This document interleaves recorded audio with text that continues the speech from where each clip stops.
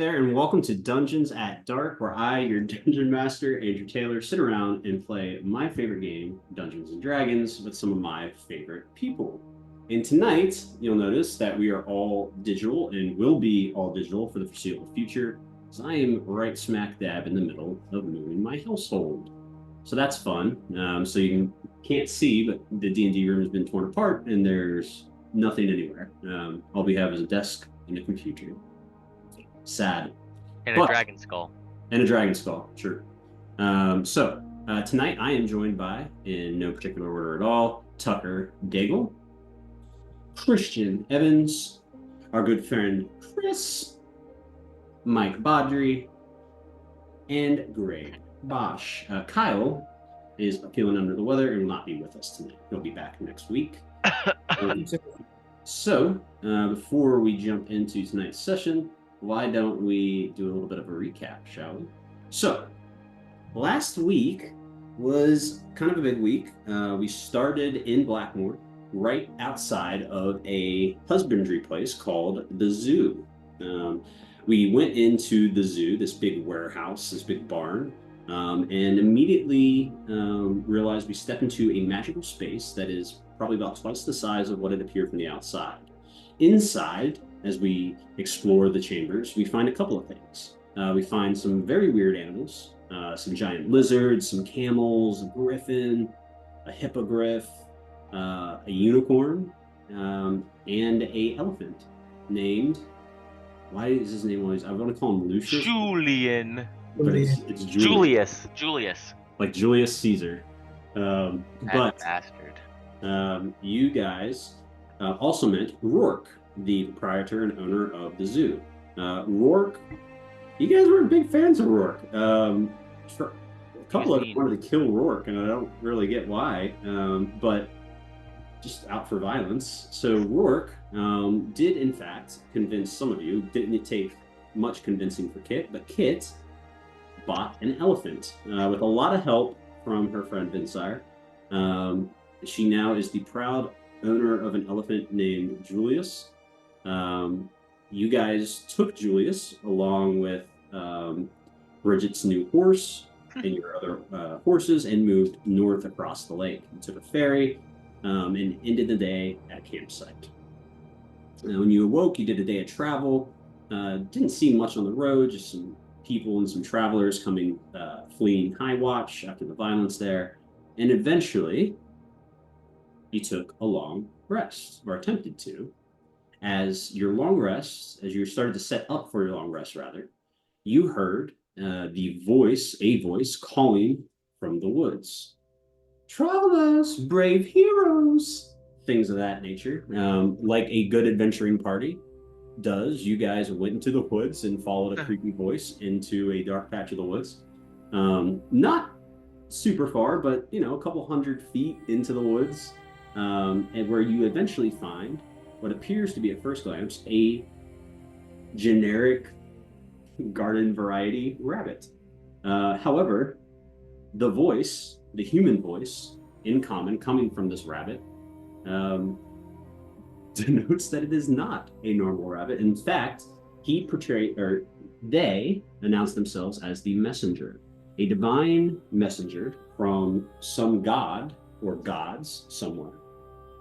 Claimed to not be of the 12 pantheon, and stated that he was there to find 6 heroes foretold by prophecy, and referred to you guys in some pretty weird ways, calling Henry a killer, calling Kit a leader, Kazimak a cataclysm, Vinsire the key, and I honestly, the spy, and one more for Brahm. I cannot remember what I called Brahm. The priest. So, with all that, the rabbit messenger declares that some of you, after doing a sniff test, are worthy. Some of you are not worthy. But regardless, rewards you with a boon. Each of you received a necklace of the messenger. With all that, the rabbit gives you your mission, which is apparently for these 6 heroes to stop an invasion of hell. Ominous. what did? Oh, two things that I need to circle back to. The first night's long rest, we had two visions. We had Brahm, who had a vision of 12 seemingly divine gods around a war table, and it looked like an army amassing out with a little army of figures amassing aside the gates of hell.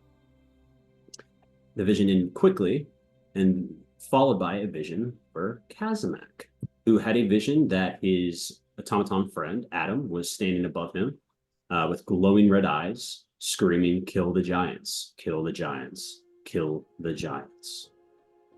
With a fright, Kazamak wakes up and realizes that it was not real. So, with all that out of the way, you guys are going to be picking up right after the messenger. I correct me if I'm wrong, but I believe that we're still standing in the woods, or have we walked back? I believe we're still just standing right in the middle of the woods, right? Yeah. So it is about, we'll call it 8 p.m. It is dark as shit outside. There is a quarter moon casting some light, but it is still pretty dark.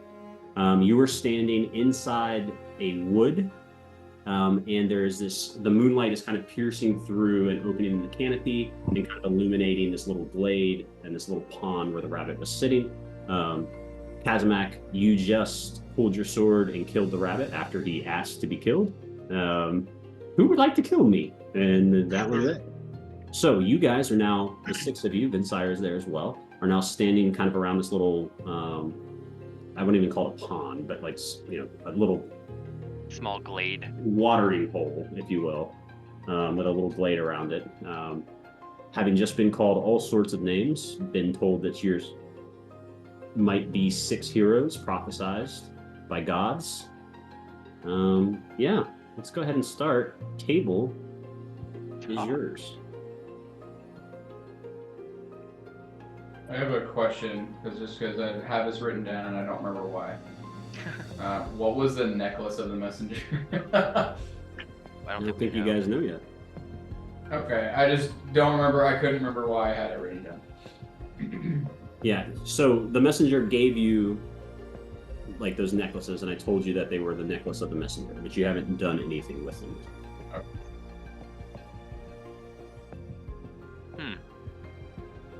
Well, that was not really. I don't even know what it was. Odd, maybe. Weird. Yeah, it wasn't very revealing either, especially this, I don't know, seemingly important quest from the divine to stop the gates of hell from flowing into the material plane. So, Like, do we just are we just gonna go to the town crier and be like, "Hey, where are the gates of hell?" Like that. Like, how did we even start this thing? I don't know, but I do want to check one thing. Bridget, you're sure you didn't put anything in our food? I think Dan had some mushrooms that I grabbed. I'm not sure. Oh, okay. Well, that opens some doors. Maybe this is a collective hallucination. I don't know that. I don't know. This definitely feels fairly real. And the fact that we could all share the exact same hallucination doesn't really sound quite right. Didn't Kit ask Bridget something? Or Say again? at the end of the last session, I thought Kit confronted Bridget. I don't know if that's still fair. Oh yeah, I looked at Bridget and said the spy, and just hung a question mark on it. All right, I'll bring that back around. Well, I don't want to forget the fact that the messenger clearly said the spy. I mean, there's a lot of crazy names, but Bridget's pretty new, and I was told she was the cook, and now I'm being told she's the spy. So I'm look back to you, Bridget, and so what's that all about? Well, fuck. Honestly, I think that's the least of our concerns with a murder and a what is it? Cataclysm? I mean, maybe, but we've known you for 12 hours. So it's kind of a big concern for us if you're spying on behalf of someone else. Well, I haven't been a spy for a long time. But anyway, I'm Well, pretty. but you did just say haven't been for a long time, not that you never were. So let's explore that a little deeper. We can explore all you want. I'm getting tired of this disguise anyway. And she pulls her face. You can see like she starts to stretch the skin from her face, and she just like rips the disguise that she was wearing, and she just kind of like throws it aside. And where there was once a Oh. red-haired, green-eyed elven maiden, is now standing. It's still an elf, but she has dark black hair with like purple streaks kind of through it, and it's very disheveled. It's kind of like all over her face. She has dusty, like purpley skin, like grayish purple skin, and she's wearing all black. And she says, "So, there you have it. Obviously, my name is not Bridget, and I'm not from Halstern. But I think that's as far as I'm willing to go right now. After all, everybody here seems to be lying about something." What is it with everybody and just not telling their names? Like, I know I did it, but I eventually came out and gave an honest. We know one of Henry's probably like 30 names. Maybe. Yeah, we don't even fucking know. I'm gonna look at Brom. I'm gonna look at Brom and be like, "Is your name actually Brom? Or are you like?" I'm not. What? There's a billion different names. What is your name? Are you even an elephant person, Brom? Are you also some other creature? Because a lot of people have been pretending to be things and are. I'm gonna like take my trunk and I'm just gonna touch your nose. I'll be like, no, this is who I am. I am a priest. I am a Luxodon. There's no lie here. No stretchy skin like Bridget or whatever her name is now, if she's even Bridget.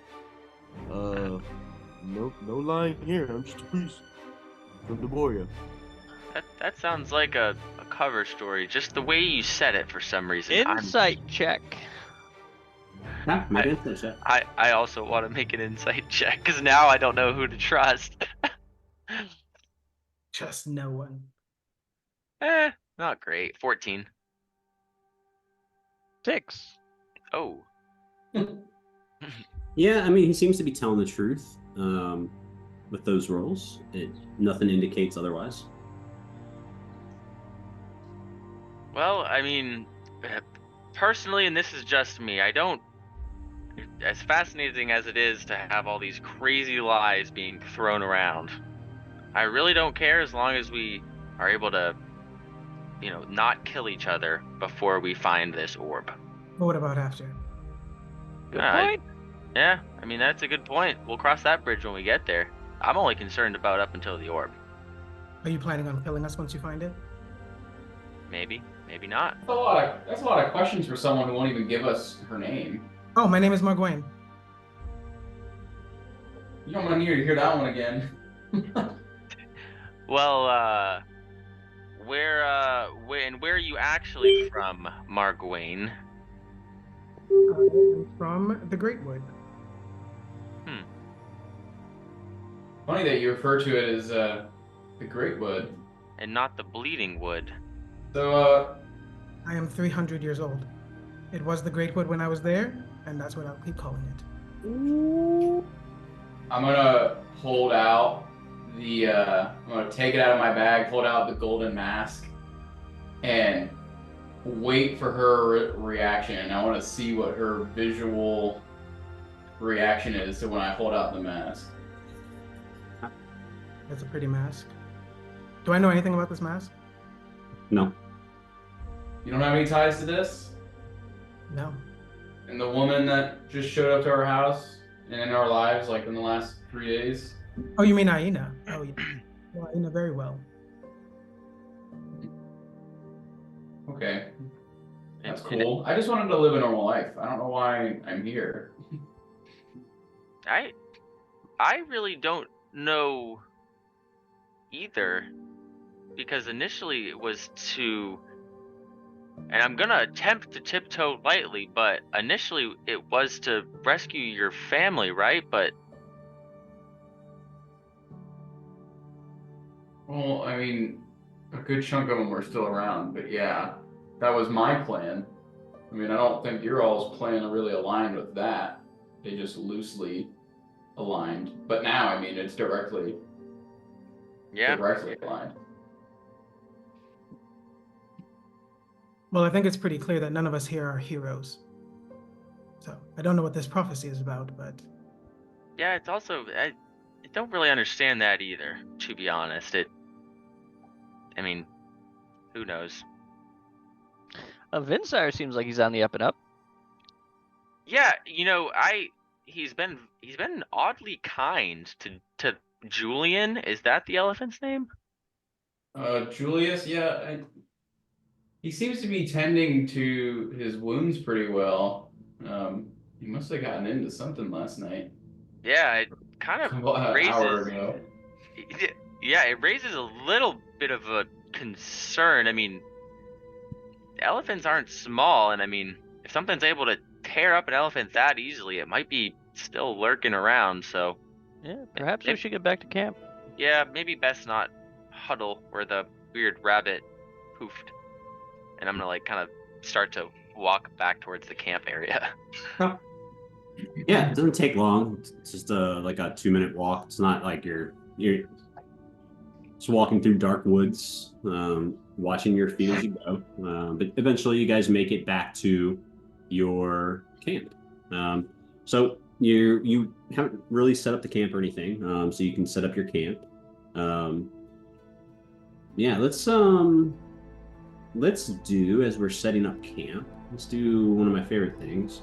Let's do an internal voice check, shall we? So give yourself a couple of seconds here to think about how your character is feeling in this moment, and go ahead, and whenever I call on you, you don't have to divulge secrets. Just talk about how your character is feeling internally. I'll start with, we'll let the drugged up guy go last, shall we? So let's start with, Greg, you'll go first. How is Morgwain feeling? So I think Morgwain is kind of like a little impatient.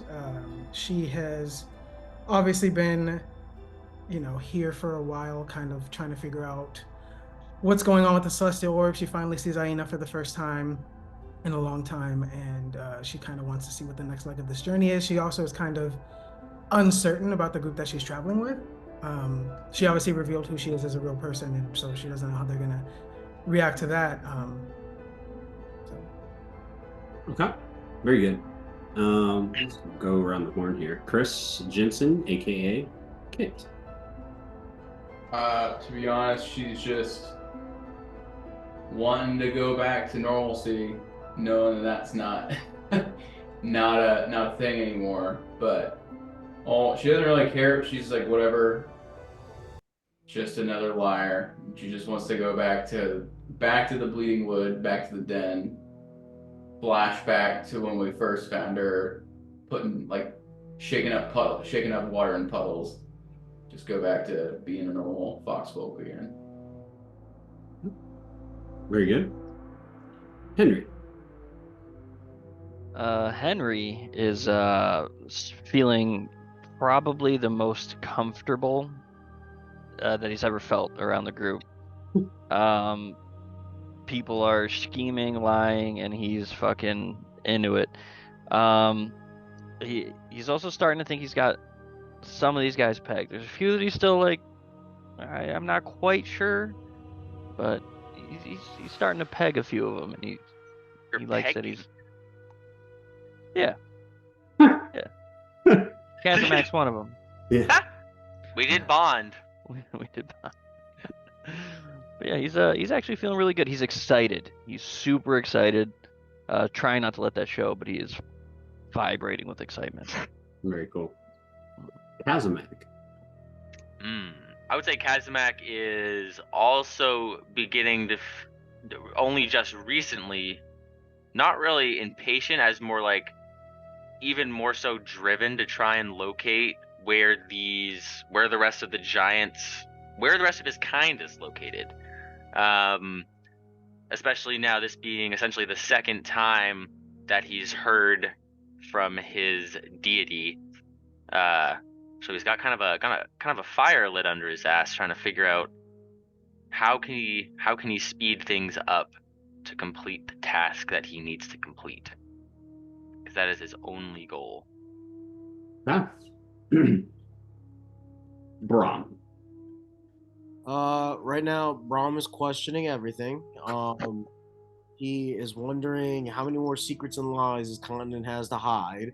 What did he get himself into? Is he ever going to make it to Ur? Um, also, he's looking into the fate of everybody.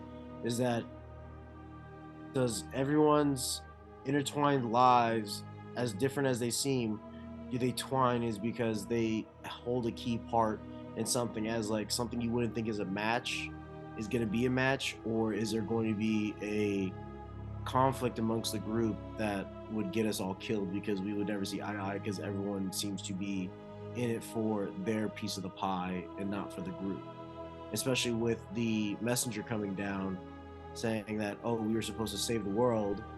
um Basically he's questioning, he's like, am I with the right bunch of people? Can I guide them to the promised land, or Ooh, promising.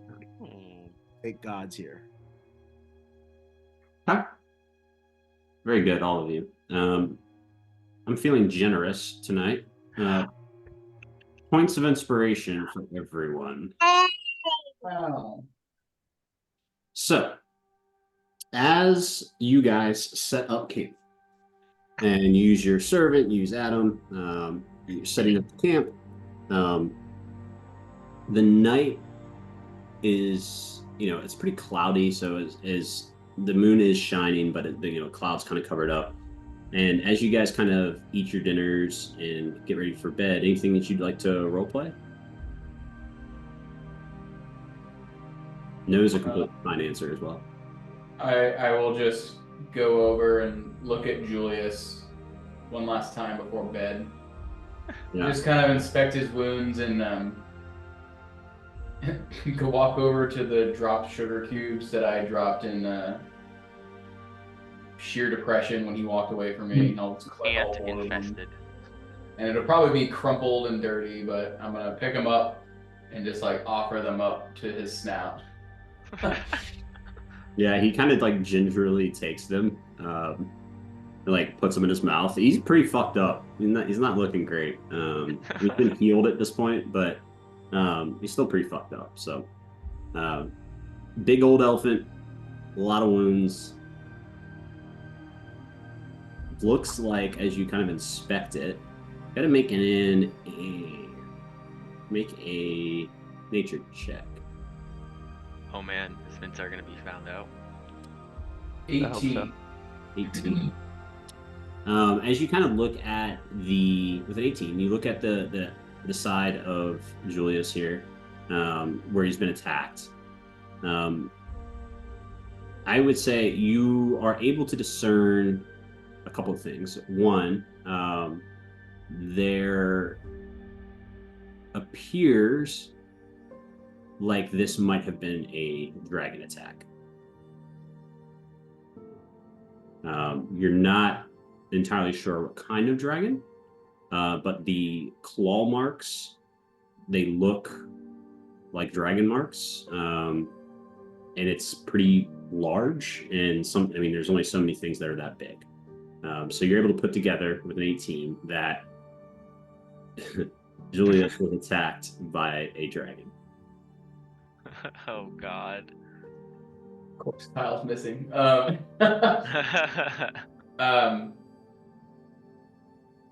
was like thinking to myself, like, I'll have to talk to Vinsire about this.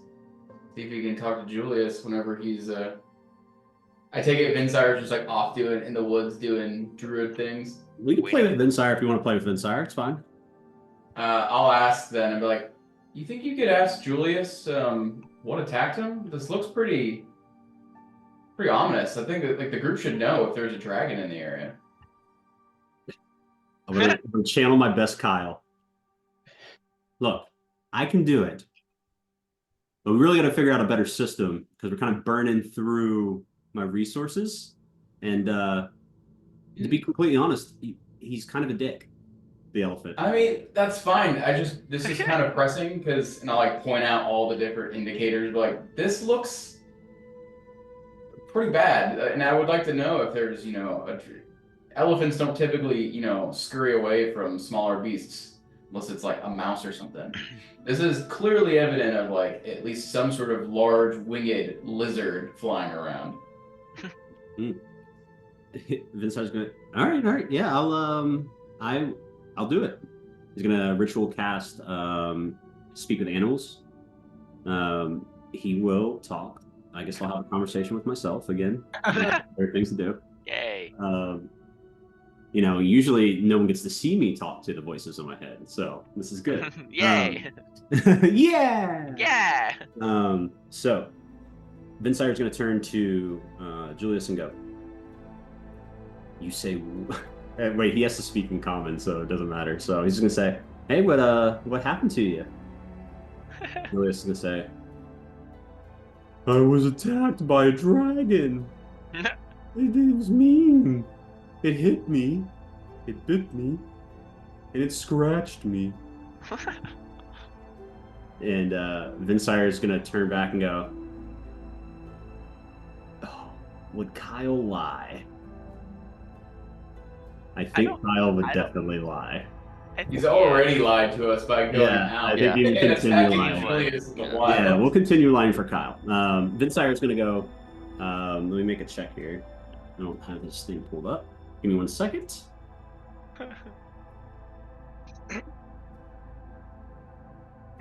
The second Julius showed up to camp and Kyle was like, "Man, what happened, buddy?" Yeah, it's downhill from there. Like, rolled incredibly well. Okay, maybe not incredibly well. Doesn't have a very good modifier. He's gonna go. Yeah, he says he was attacked by a pack of wargs.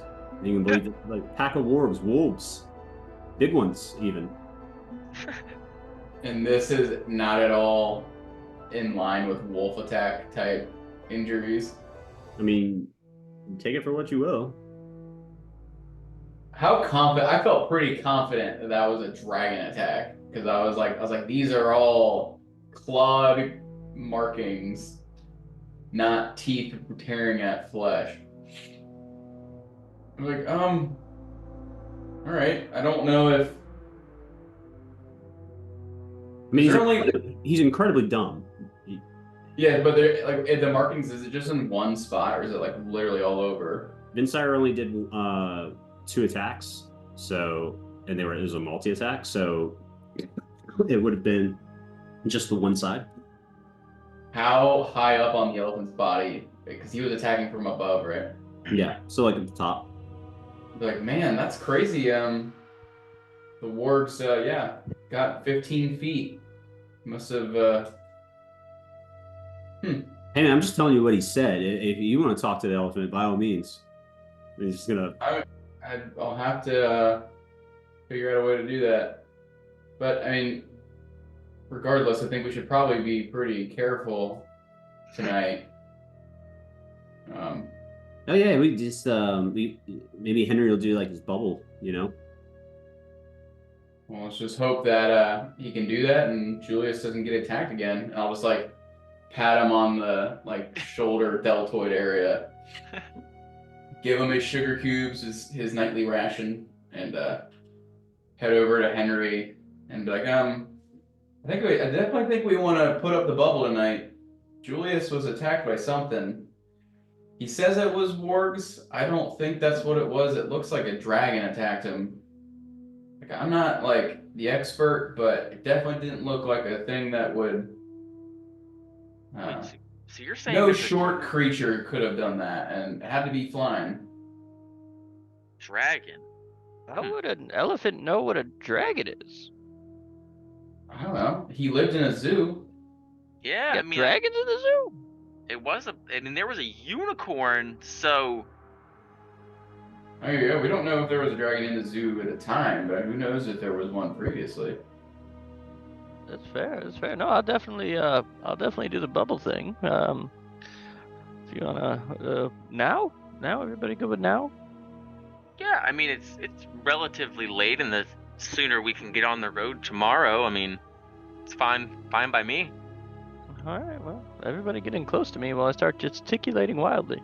We don't need to be that close, Henry. We've seen the bubble before, and I'm gonna like wander off to where the edge of it's gonna be. You're a step too far. When it pops up, you just get cut in half. Shunted out. Fuck. Loses the fucking arm. Yeah. Dong. Yeah. So, yeah, you guys make the bubble. Henry makes the bubble. You guys get in. Just a point here. Elephant, way too big for the bubble. Will not fit in the bubble. Let's say I was like that seems way too.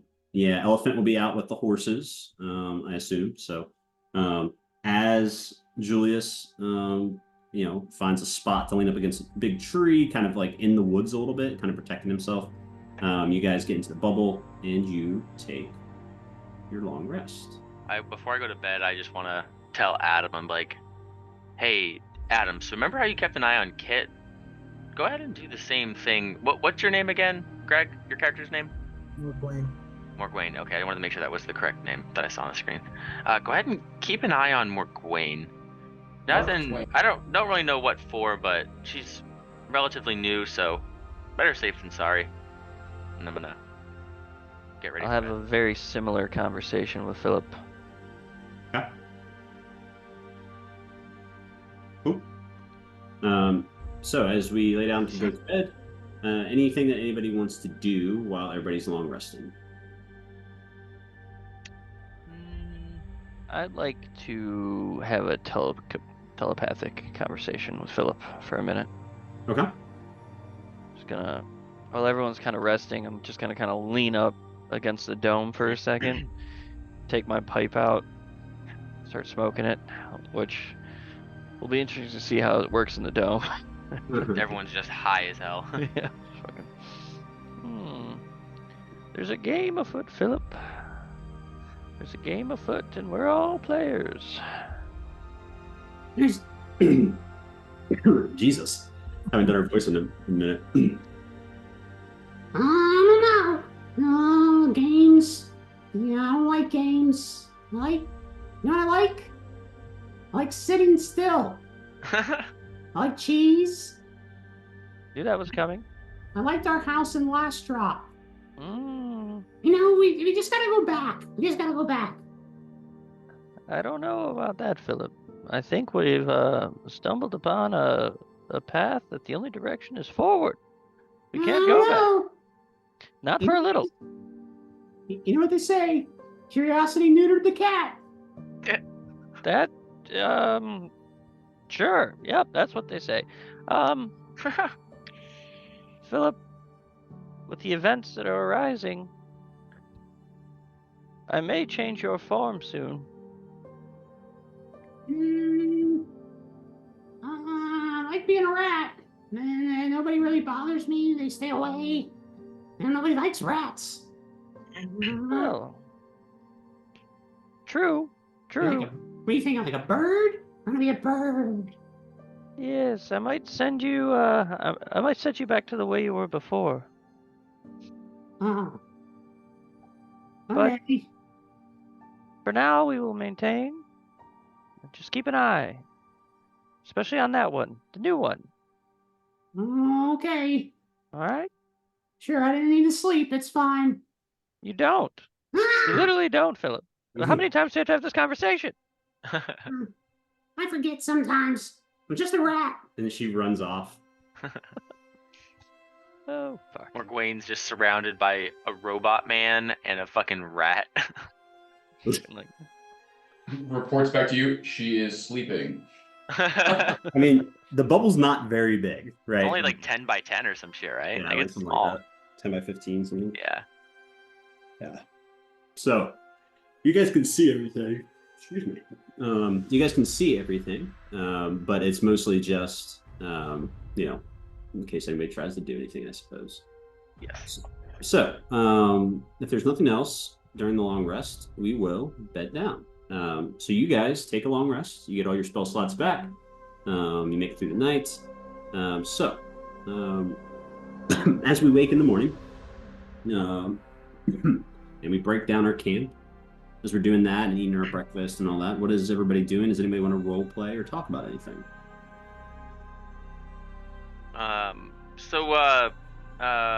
McGuane, what, so now that we know you're from, up north, and you initially said you had never seen the giants because they didn't exist where you were from, what do you think now? I mean, you should be pretty familiar with them if you were in that part of the country some years ago, given the history between our people. We sure have a lot of questions. What do you want to know? I mean, I feel like this was a single question, but You've asked me many questions since I've gotten here. I understand, really. I could say the same for you. Do you know where then I'll be blunt. Have you ever seen any of my my kind recently? No. There you go. That's all you had to say. Now, what are you cooking over there? I was about to ask, are you still hired on to be the chef, or can we alleviate ourselves of paying you monthly? Oh, you were paying me? I didn't know that. Well, you didn't really make it through onboarding, Bridget, so we didn't get to the part of direct deposit. Yeah, it was 10-day temporary, so you didn't quite make it. Yeah, So- I'll definitely be reporting back on your eval report to Doreen that don't promote head above peers. I've made myself something, if you'd like some of it, yes? I will definitely. I'm just gonna kind of like, what is it? What is it? Pickle herring. I will puke and then like spit and it's like keep it, and I'm gonna walk away. I'll walk over. I'll still take it. Gross. All right, so as you guys are breaking down camp, in your breakfast, getting ready for the morning, or getting ready for the day, rather, you guys set off at around probably 7:30 for, I believe this is your third day of travel of 4 days to get to Dunhollow. So not today, but tomorrow, you will get to Dunhollow. So as we take off, I will ask Kazimak. Roll me a d6, please. That's gonna be a dos. 2, you said? 2. That's 2 in Spanish. Wow. Okay, let me just make sure I'm doing the right thing. And good, cool. So as you guys are making your way north along the Midway, the road that you were on, the Midway, you come to about, I'd say probably noon, when you are, you pull up within a sight, I'll say 100 feet or so. As you're coming closer, you realize there's a wagon on the side of the road. And as you get closer within 100 feet, you can see that this wagon is tipped over on its side. Like, it looks like it's been pushed off the road, like on the left-hand side of the road. It looks like someone like knocked it over. Nobody around it. No dead horses. I mean, you guys are like 100 feet away, so if you'd like to get closer, you can. Yeah. Standing on top of Julius's back, do I see anybody around, or like anything like humanoid or else, just in, not immediately next to it, but just in the vicinity? Make a perception check.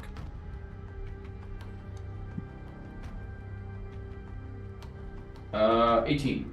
18. So with an 18, you're able to make out that there are what appear to be 3 bodies, like 3 humanoids, lying like off the road near the wagon. Do they look like they were moved? They're like neat and tidy. Well, not tidy, but like.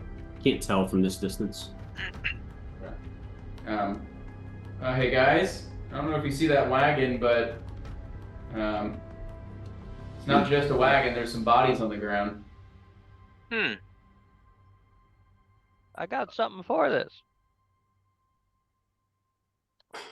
Well, let's, I guess, keep walking up and. Well, hang on. So when we were traveling, I used to come across situations like this a lot.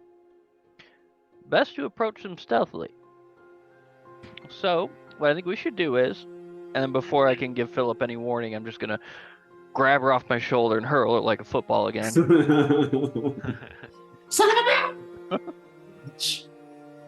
Philip crashes. You gotta make a strength check. Let's see, or make an athletics check, please. Goes 2 feet in front of. That is a 10. A 10. Wait. This is worth using inspiration on. Huh? That's a 17. 17. There you go. Yeah, 17.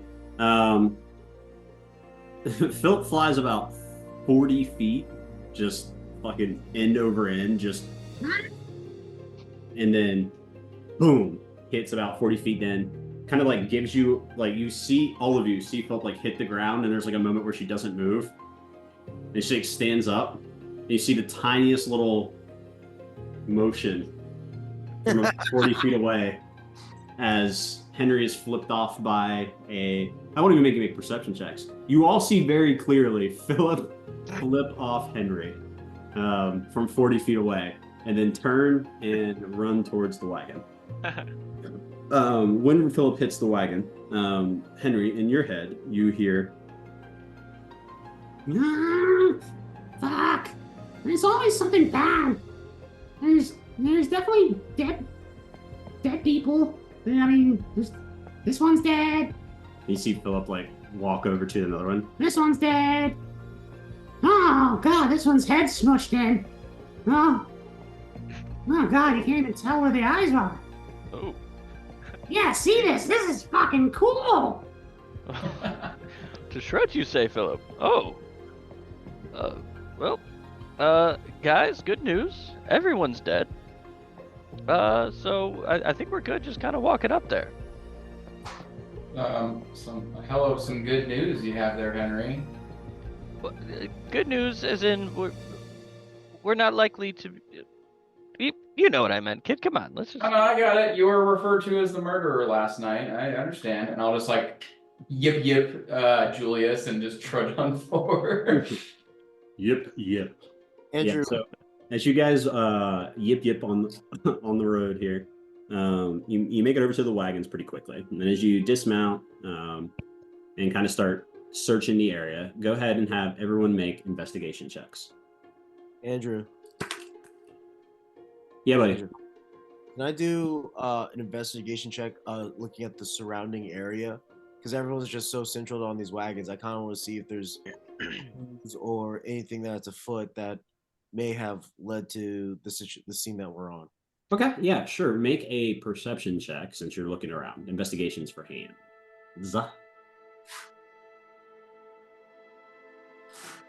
Everybody else will make perception checks. Perception? Sorry, investigation for you guys, perception for Brom. I got a 25 on my perception. 21 on my investigation. Okay. 3 more, Blaine. 18. Okay. Henry, investigation check, please. Really, you're fighting the urge to call Greg Mark Twain. That's going Every to single be time. 13. 13. Okay. So we got 21 and the 25. So 21 and the 25. We'll start with the 21. So Kazimak, as you are investigating this scene, a couple things stand out to you. One, these people were not killed in a wagon crash. Like this wasn't a wagon that like blew a wheel and like tipped over and killed 3 people. These people were very clearly beaten to death. Very clearly. There are large bruises that cover most like of their arms. Look like they were like blocking, trying to block. They have broken bones. The person, because you can't really tell gender here because the face is gone, but this person whose face has been smushed in looks like they were hit like directly center head with something big and heavy. That's what you get off the bodies. The scene around with a 21. So with a 21, kind of looking, so there's this stretch of the road is kind of rolling hills, gently rolling hills, some tall, like kind of like wheatgrass that grows. As you're inspecting around, you can see that as you approach the wagon, the door of the wagon, like the back door, has been completely just ripped off its hinges. And there are, because of the way that the vegetation is, this tall wheatgrass, Brahm, with your role, you, as you're looking kind of out over the scene, you're able to discern that there is almost like a trail through this tall grass that heads east towards you guys are like on the road going north. East would be like High Watch in the distance. You'd see the big tall mountains in the distance. The trail kind of heads that direction, like towards the foothills of the mountain. Is there anything that would like indicate like footprints or anything like that I could clearly see, or no? No, not on your perception check, and then not on the investigation check. No footprints or anything like that. When I looked in the back, like when the door was ripped off, did it look like this was the type of wagon that was carrying, just general cargo, or is it some sort of like commerce? Like, is it moving money? Did the people have any identifiable features, or does it look like a smash and grab, or is this like a targeted attack? Yeah, see, I don't think you can get that from this scene, right? I think what you can get is a couple of things. No way to know if this was a targeted attack. The wagon doesn't look particularly special, fancy, or just looks like a pretty common like wagon for traveling. It's got a covered back. It's got a door on it, so like it's pretty secure normally. But it's just like a simple wooden wagon. There's no like, it's not like made of metal. It's not a Brinks truck or anything like that. Yeah. So that's kind of the wagon. People aren't wearing anything that makes them stand out either. They seem to be just, as best you can tell, it seems to be just normal people in a wagon, and something went wrong. Could I try to rifle through the remains? Just not looking for like money necessarily, but just, I don't know, anything identifiable, some sort of anything that could identify them from a location, or if they're doing something specific versus just a body. Sure, make an investigation check. And Kit, you raised your hand a bit ago. What do you want to do? Similar to what he was talking about, but going off the thread of the trail, is there like blood or anything heading towards the trail? And is there a definite end of the trail that we can like, where we can no longer see further forward gain? So, from kind of Brahm's vantage point, as he points out the trail, and as the rest of you kind of identify the trail, a couple of things stand out. One, if you want to check for blood or like discernible tracks or something like that, that'll be an investigation check. So go ahead and make that. Two, as you kind of stand on the back of Julius and are looking out off this elephant, right? The tall wheatgrass stops a couple 100 feet out. As like the hills kind of pick up a little bit more, it becomes a little bit more common to be doing this, right? Rolling hills. So the trail dies off, but like the general direction does not change. Like they're heading kind of like northeast-ish, kind of like pointing towards the foothills of the mountain range. And then would you roll on your investigation check? 23. Okay. What'd you roll? Okay. 12. So the 23 then. 23 will stand. So 23. There's no blood that you see. Oh. Like, there's no like. I was looking at the bodies specifically, so I wouldn't have been looking at the grass. Oh, sorry. Yeah. So the body specifically, yeah. You root through the pockets. Like there's like a handful of coins. There's like a stick of chewing gum, like hardtack candy, like stuff like that. But like there's no like Nothing. notes. No, there's nothing that like describes what this was. No. Okay. I'll pocket the coin. Yeah. It's 7 silver.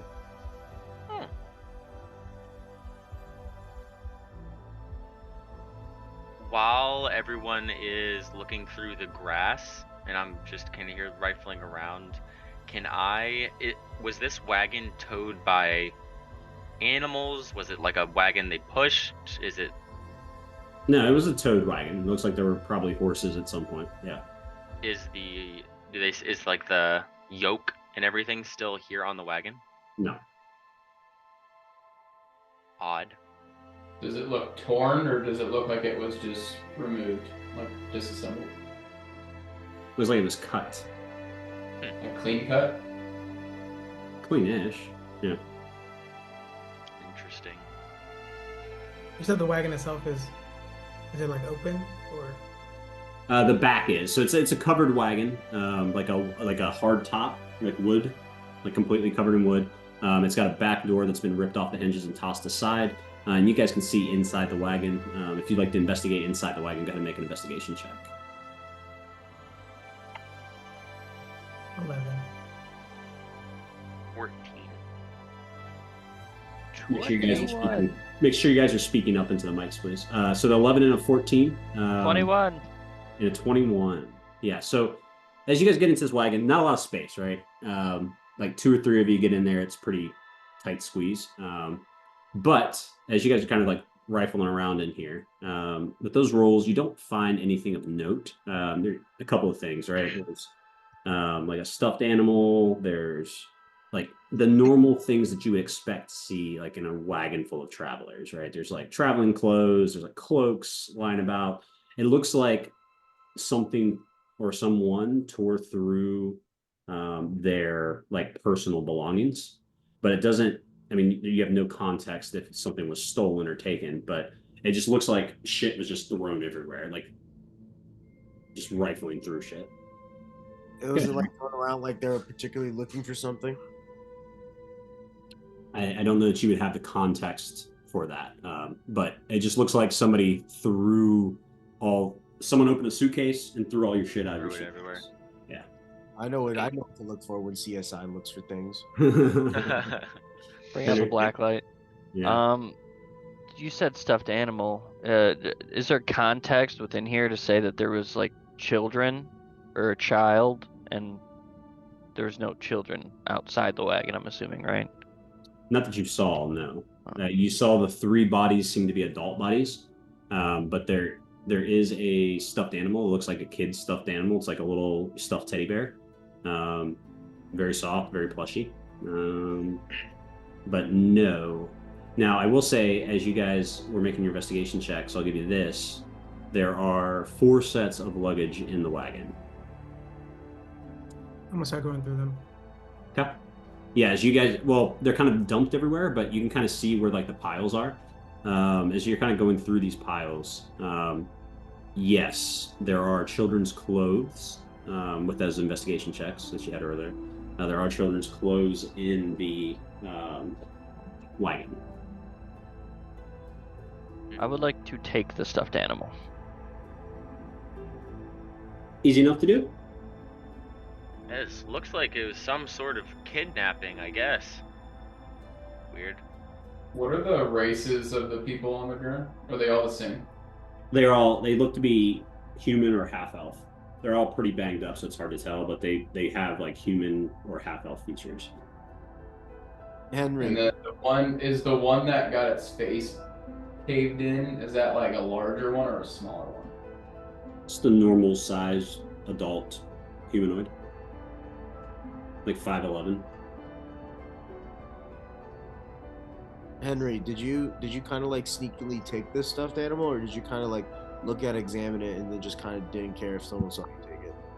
Yeah, no, wasn't sneaky at all. I'm holding it, looking at it, like piecing it all together in my head. I'm gonna look at you. I'll be like, "Oh, a gift for a child that you have that we do not know about." Since everyone wants to lie in this group. No, no problem. I don't have any children. However, based on the findings here, I was going to say perhaps we should just keep moving, and I agree with that. but I don't think we should anymore.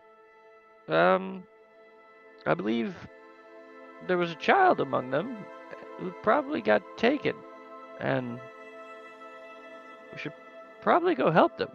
I mean, I'm all for, helping the young, but and do what? Clearly its parents are dead. What are we gonna lug a child around?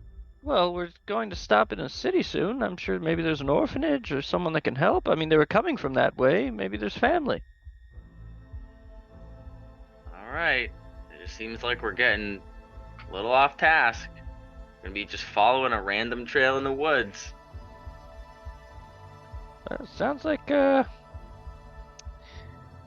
we might get into a nice little tussle here, Kazmak. Maybe Well, maybe a nice little fight. as much as I do love killing, I don't know if this is necessarily worth tossing off our task for. You don't think saving a child's life is worth what you've killed for just random pleasure for? Well, I mean, not particularly. You killed a goblin in a bar just to see if you could do it. That is But you true. won't go out of your way to do good in one passing by act. Well, I mean, no. At the end of the day, if we're to believe that rabbit, what? The demons of hell are about to overflow, so saving one person not really gonna help any of that, especially if this whole orb ordeal is somewhat of a key. Or hear me out, the demons of hell is a literary piece, and saving each and every person that we can is the solution. But the road is that way if you choose to go on, and I'll turn to Henry and be, I like this change of heart. I will join you in trying to do the right thing. Oh, okay. It's not really a change of heart. These are kids. We can't just leave kids in the woods. I'm not evil. She'll just she'll put a paw on your shoulder and be like, I have, the verdict's still out. And then she'll just walk out, walk towards the trail. It's fair. Henry, we have less in common than I thought. But I will help the group. So as you guys, I guess, set off on this trail, we'll do a couple of things. Let's go ahead and let you decide who you want to make a survival check to track this trail. If you guys want, I can stand on Julius's back and try and look down at the trail. Might help. People can join me. He's pretty strong if anyone wants to come up here. Well, would that not bring a lot of attention to us, potentially, if we come upon them? I think we're going to grab attention regardless, and I can leave him here, but he could also be a benefit. If anything, they're going to be distracted by the 15-foot, 3-ton animal, and then we can do whatever we need to. Or he can stomp things. And I'll point at the injuries, but he clearly can hold his own. Well, that's true. That's true. Yeah, sure. The more the merrier. Then we'll go in guns blazing. Whatever that is. Henry. I don't know much about how locating people works, but thinking back to how the mirror that we have back in the keep, it seemed to draw more on specific items. Is there a way that you would be able to use that toy to locate who it belongs to? Oh, I don't know. I mean, it seemed to be an easier connection when I used. I mean, it might not be the same at all. I've only used the item, but it seemed to have a stronger connection if you had something of the individual or place that you're trying to look at. So maybe you make it a little bit easier for us. I'll pull out my scrying orb and be like, you know what? I guess I could give it a shot. Magic's a wonderful thing. You never really know what it's quite capable of. It's beautiful. It's wonderful. If it'll get this job done quicker, I'm all for it. All right, well, I'm gonna give it a shot. All right, I'll hold the stuffed animal in one hand. I'll hold the scrying orb, and I'll try to do something there. 1 second here. Scry on the owner. Just scries on the stuffed animal. You're just looking at yourself. We all know how that we all know what happens if you scry on yourself. Don't do that. Okay, go ahead and make a. Let me see here. I believe it's going to be a wisdom saving throw. It is wisdom saving throw. What do I feel like I have? Oh, sorry, not you, me. And then there's No, modifiers. you were scrying on yourself. I don't know if there is on the. You should have it. I know it makes it easier if you have an item belonging to the individual. I actually don't have anything. I just have Orb of Scrying. No description. Yeah, I think it operates off the scrying spell, if I'm not mistaken. Success. Nice. Yeah. On the save. So not good. Yeah, not good for you. Aw, good for me, not good for you. It doesn't look like they want to be found, Henry. Hang on a second. Let's see if I can game the system. Nope. Never mind. Well, it was a good idea, Kazimak, but it seems I'm being blocked somehow. Maybe with a little more practice. I'm not used to doing it this way. Yeah, I wasn't sure if it would work. Just a random idea. That's a good idea. Good idea. I liked it. I like where your head's at. Before we head out, can I try and gauge how long these bodies have been slain on the side of the road by like checking the blood and stuff? Sure. In the wound, or if they're actively bleeding, or if they're starting to fester. Make a medicine check. Natural 1. Never mind. All right. You There's guys dead ready to bodies. go? I'm gonna crouch down by the bodies and be like, "What the fuck am I looking at?" That's gross. And I'm gonna These are dead. get up and like kind of throw up in my mouth, and then be like, "Wow, his face was caved in." All right. You guys, you ready? Yeah, let's go. Henry, I mean, when you tried to scry, did it feel the same as when you tried to scry on what was that random fellow that followed us around and then stole our shit? I can't for the life of me remember who he was. He was always a weird little shadow, but you know who I'm talking about. Yeah, the pencils boy, Vaneth. Yeah, Vaneth. That's what it was. Did it feel like that? Like, cause it.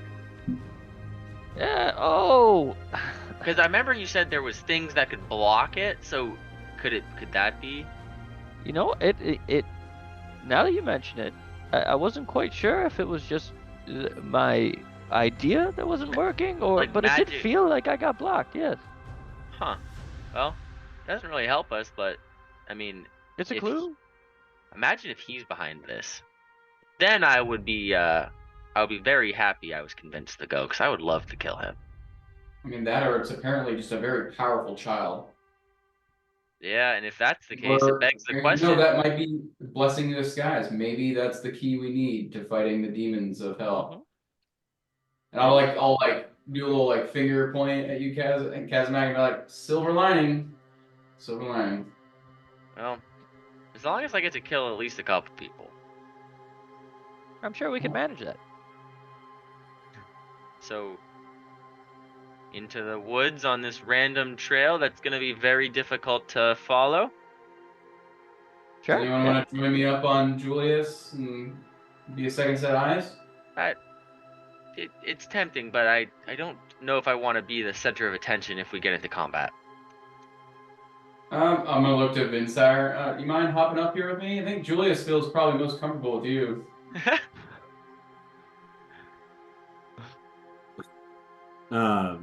Vinsire, who has his own horse, is gonna go. I think I'm just gonna stay on my horse. Yeah. All right. Well, He gets real lonely and jealous. Suit yourself. I guess I'll try and suss out this trail myself. Yeah. So as you guys, another natural one. Oh, fuck. That's what you guys get not joining me on Julius. yeah. So with natural one, so Kit, as you guys go, Would Henry like have an idea? Can I chronal shift this and get another roll? Two natural ones. I would say no, right? Because you wouldn't know that she's in the front, right? You wouldn't know necessarily. The elephant's destroying the trail as he walks. Right. So you wouldn't really know that if you're not on the trail anymore. Kit, looks like they're going south. You take a hard southerly turn. Quietly distraught from the visuals I just had, trying to suss out the bodies, and I'm just like, I snap 30 seconds in and realize that the trail has been brutally destroyed. This way. And I'll just like hug his ears, Julius's ears, and try and shift them in a southerly direction. Are we sure this? It looked east. Oh, I mean, I asked for help and no one wanted to offer, so I mean, this seems like the right direction, unless you guys have, a better plan.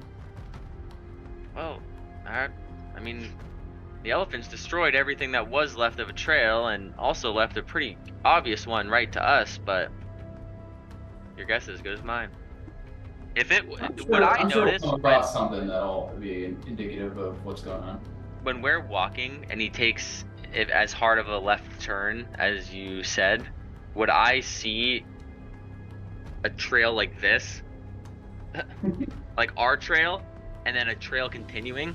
It's not the way D&D works, homie. Rolled in that one on a survival check, so Fair. Yeah, that's the way he's going. Hope you boys are Mexico. So, about an hour into this trek, Jesus Christ. You guys realize that we've never turned back to the mountains, right? And we're definitely just basically the Kit is about like a half a mile into the off the trail, but following the road south, basically, like on a perpendicular line, basically.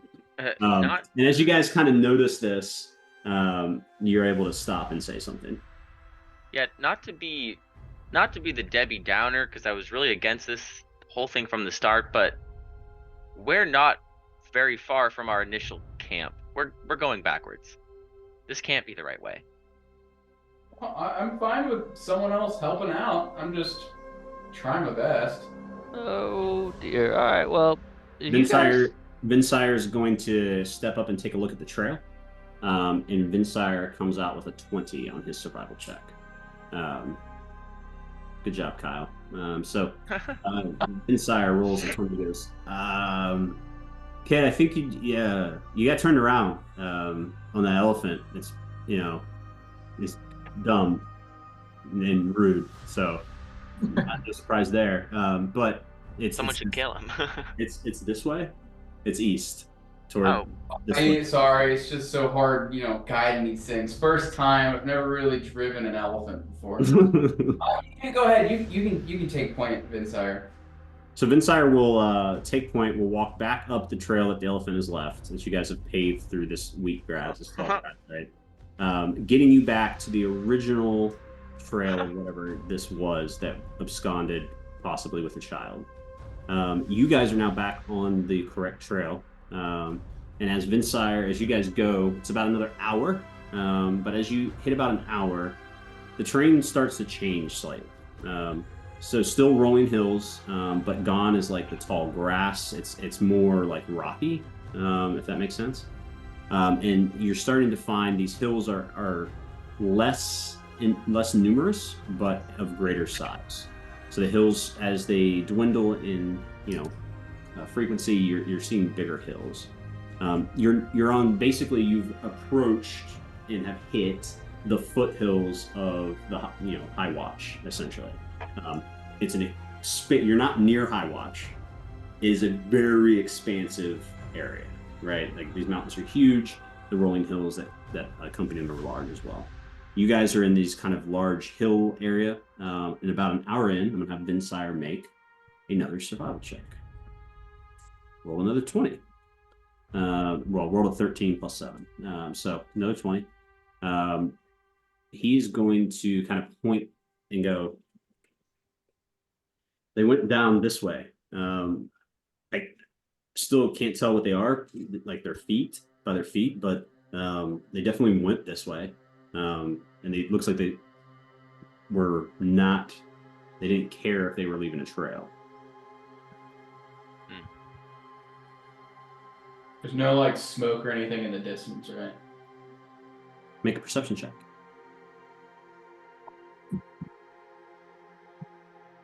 17. The 17, there's a thin wisp of smoke and it's kind of like grayish smoke. It's not like thick black smoke or anything like that. It's just this kind of like gray thin line of smoke, maybe a mile to the northeast. Is that at all anyway? The way that we've been continuing, is it any sort of along that line, or does it seem like it could be Dunhollow? General, or like the outskirts of Dunhollow. No. It doesn't. You guys are still a full. This would have been your third day of. This is your third day of travel, so you're still like 2 days, a day and a half, basically away from Dunhollow. This is more like you're basically in the middle of nowhere, like out in the wilds. You're about 2 days from Dunhollow, or a day and a half from Dunhollow, and you're like 2 days from Letty's Hold. 3 days from Letty's Hold, if that makes sense. I don't have a map in front of me, so. Sorry, I do have a map. I'll point that out to everybody and Vinsire on the ground. Like, does that seem like that makes sense to where they might have ended up?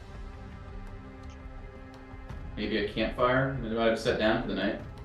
I mean, he looks around. It's only about like 4 in the afternoon right now, and as you guys look around, there's not a cloud in the sky. It's a pretty day. If there's smoke, you get the feeling that it's like a camp of some sort, less of like. I mean, you have no context, right? But it seems like it's like a smoke from a fire, obviously, but like a small campfire. It doesn't look like it's like a raging fire or like a bonfire or anything. Henry, you don't have any way to like look out further, do you? I know you have the orb, but you don't have a way to like do something in between that? Well, not quite at the moment. I mean, we can get a little closer. I could turn someone invisible, let them scout ahead. I can go invisible, if that comes to that. I can do that on my own. Oh, fancy. Yeah, it's pretty neat. It's not bad, but other than that, I don't have anything for this. I mean, it's fine if you don't. We can do it the old-fashioned way. Just thought you had some fancy tricks. Not today. It's okay. You're not a disappointment. I promise. You're just not bringing it to the table. So we that way. So, as you guys continue to walk, eventually, you crest over the top of a pretty large hill, and from this vantage point, you are able to look down and see what's in front of you. At the bottom, maybe 60 feet down from your point, right? You're standing on the hill, you're looking down at this level right here, and sitting here, you see 3 figures sitting around a campfire, like a cook fire. They are giants. They are quite large. Excuse me, there are 2 giants sitting around, not 3. 2 giants sitting around, not 3. And they are quite large, obviously, because they are giants. These giants, they're not storm giants. They don't have any of those connections. From your vantage point, Kazamak, you are able to determine these are either hill giants, which would be something, It would be or these are stone giants. either way. And then you said, was it just a slip up that you said 3, or is the child there as well? No, there's 2 giants sitting there.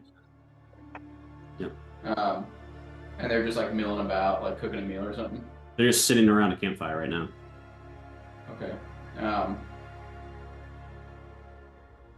I mean, what's the distance from the crest of the hill to where they're at? Like 60 feet. Okay. I'll just like hop down quietly off of Julius and be like, I can go invisible now if you need me to. I will say, and I'm just gonna say this now, I take back everything I said about not wanting to come. And we have to kill them. Okay, weird silver lining, but I did promise a silver lining. So invisible, not invisible, we rushing in. They're pretty fucking big.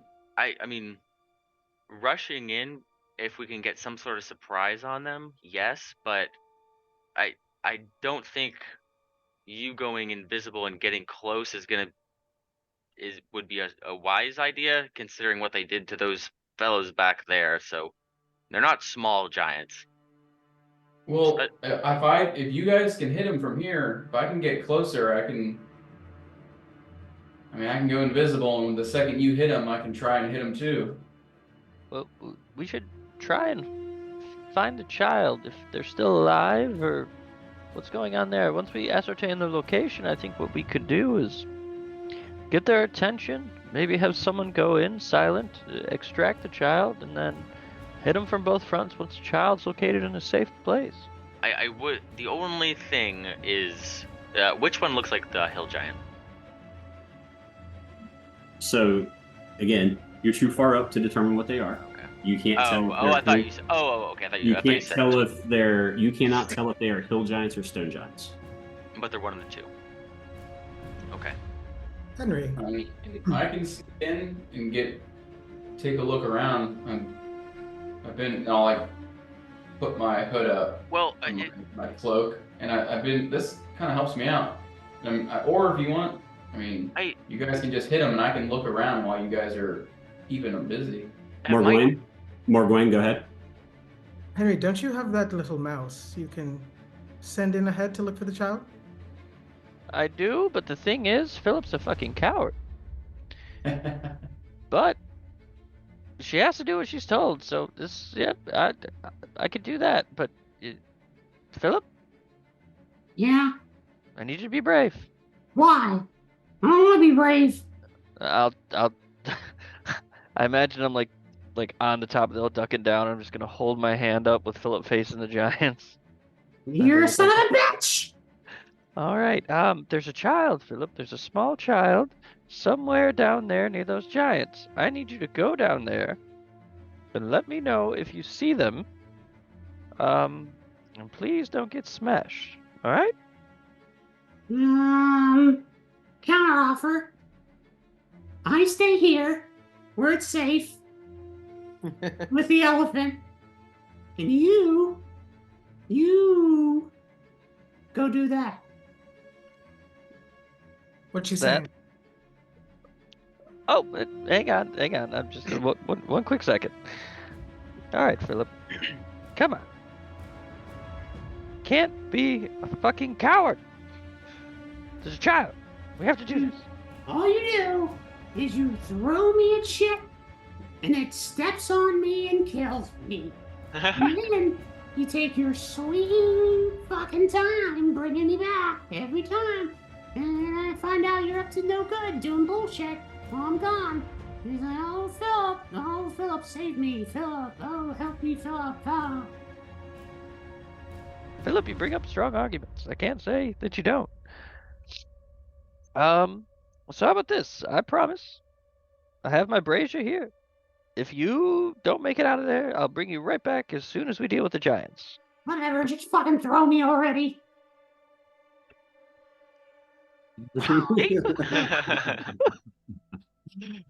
Yeah, so I won't make a roll for this one. You're just launching a rat off of a fucking hilltop. So yeah, just So the most. He throws. Does Philip like do a somersault, or is he just spiraling out of control? No, I think on this one, this one's gonna be a kind of like a perfect toss, and Philip just like hits like the pinnacle of her crest at the top of her glide, and just like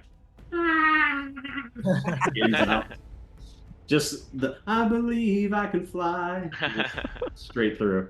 Philip lands about 15 feet from the giants, and as she does, we're gonna take a break.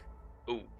So we'll come right back with Philip and the quest of Philip and the giants. So take a little breaky poo, and I'll see you guys back here in a little bit. Bye. Bye.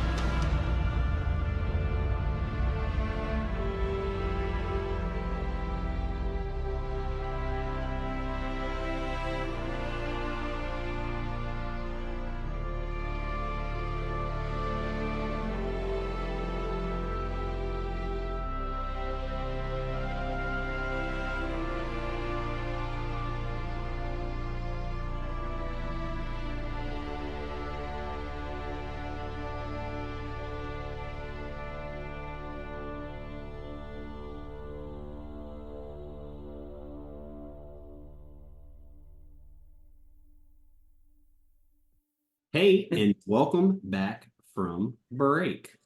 So, as we left break, you guys had just spotted some giants and thrown a protesting rat, magical as she is, down to the giants. Philip is now scurrying around down there. I'm gonna make a stealth check for Philip. It's your proficiency bonus.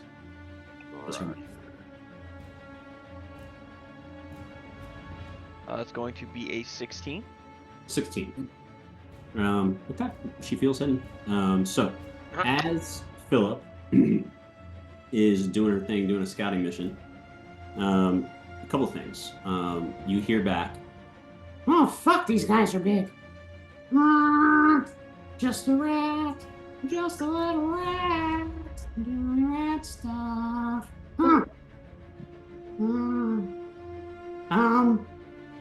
You said something about a kid, right? Yes. We found the kid. What's the status of the child? Not depends on your thoughts on pieces of kids. Oh, that's terrible. So just to confirm, Philip, child's in pieces. I mean, there's a lot of bones down here. They're little bones. They ate her. And the big guy's got like a... I mean, he's eating the fucking leg, Henry. He's eating the little kid's leg. Thank you, Philip. You may scurry off for a bit. I got some work to do. I'm gonna turn to the rest of the party and I'm gonna actually just directly to Kazimak and I'm just gonna be like, well, they're gonna die. It seems that they have dismembered and eaten a child, so that hope's gone. Well, at least it led us to the giants, and I'm gonna start kind of inching forward. How far? Are we still over 100 feet away? 60 feet. Oh, we're 60. Oh, and I can't tell if one's a hill giant and one's a stone giant from here. No, what do you think they're made of stone or something? They're not. Yeah, I mean they're not discernible. I feel like one's not made of hill. I feel like I'd be able to tell the difference between two races from a distance. Sub-races. My own. Sub-races that look the same. They're both gray toned skin, so there's not really any discernible features unless you get up close. Okay. We're above them on a hill. We're above them on a hill. Yes, you are. Okay. And are they as big as me? They're bigger than you. You're a half giant. They're full giants. That's fair. Okay. Go ahead, Kit. Can I go invisible, por favor? No. Yeah, you can. Yeah. Oh, okay. My racial trait. Not allowed. I'm gonna go invisible, and I'm just gonna like quietly enough that they don't hear us down below, but obviously everyone can hear. All right. Well, I think we know what to do. I can start making my way down there if you guys want. I'm just gonna start going unless you guys want to come up with something. But I'd like to get in place well before they see me. I'm ready to go. Spread out, and I think we are they sitting within 20 feet of each other? Yeah. They're just around a campfire. They have no idea what's going on. Oh, that's perfect. All right. All right. So I suggested. Oh, what was that? Killing these fuckers? Oh, most certainly. Yes. Make it hurt. Anyway, I say, well, people who want to spread out. We'll give you a minute to get into position and wait for my signal. You just hear like a little. All right. There's no affirmative there, but I think she got the plan. I'm also moving up. And then Andrew, DM question. The normal jump distance is how far? It's let me look at the math on this one. This is one that I always struggle with. Long jump. When you make a long jump, you cover another number of feet to your strength score if you move at least 10 feet. But what's the normal jump distance? If you're doing a high jump, it's when you make a high jump, you leap into the air a number of feet equal to 3 plus your strength modifier. But you can't exceed your normal movement speed. Yeah, When but you is make a standing long jump, you can only leap half that distance. So your strength score is what? 9. Your So boy's you not can strong. jump a total of 5 feet. Okay, that works for what I'm doing. Combine breaking records over here. Mm-hmm. That's why I have the jump spell. Alright. I'm going to hide. Okay. Make a stealth check. Andrew, I plan on just kind of like floating in the back and just seeing where I need to fit in. I'm just gonna be, I'll probably be with Morvan, just to see. Are you gonna try to attack? Does it look like you're gonna? Oh, I'm definitely going to attack them, but I want to be hidden first. Okay, I'm just gonna kind of chill out in the back and just kind of mind my own business and just see what happens. I think she pulls her crossbow out and she's like, Oh, and then I'm gonna see that, then I'm gonna walk away. I'm like, oh, no, I don't want to be part of that. Okay. So as you guys, okay. I was gonna say I'm gonna be stealthing up to invisibly up to the edge of the camp. Okay. Go ahead and make a stealth check. And that's half your movement, right? Correct. So since this isn't like combat, am I able to do action movement or am I just doing strict movement? I don't think I understand the question. You're not in combat, so there's no restrictions to anything yet. Okay, so just movement. Can I get within like 20 feet of them? Sure. Yeah. And that is 14. Oof, that's not great. But I'm invisible. Just run away. I'm still just kind of trying to move up at generally the same pace as the rest of the group. So that way, basically, as soon as Henry says something, I'm just going ham. Okay. After a minute and everybody's in place, I'm going to, while they're getting into place, I'm going to cast Mage Armor on myself real quick. Okay. And then I'm going to look down at my hand. A small red bead is going to form in my palm and start floating up. I'm going to say, oh, I've missed this one so much. And then I'm going to peek my head over the hill and just fucking fireball. well, damn. All right. Let me make some saves here. What's your save DC? I believe it is 16, but let me confirm. Yeah, 16. Dex 16. Yeah, they both fail. Nice. I need everyone to roll initiative before you.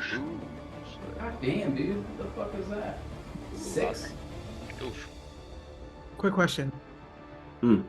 Is this, now that that's happened, does that take assassination off the table? Take surprise off the table. Which is? Automatic advantage, essentially. Like a free round. If they're surprised, so they're surprised, right? But they're no longer surprised after a fireball goes off, right? So you can still do assassination as long as you attack the creature before it has an attack. Right, will I still get advantage with sneak attack? You would, yeah. Okay, great. That is going to be 25 points of damage on the fireball. Nice. Everybody's initiative scores real quick, please. 20 Kit. us. Oh, I'm so sorry. 6. I rolled, hang on, 25. I gotta roll 2 more d6.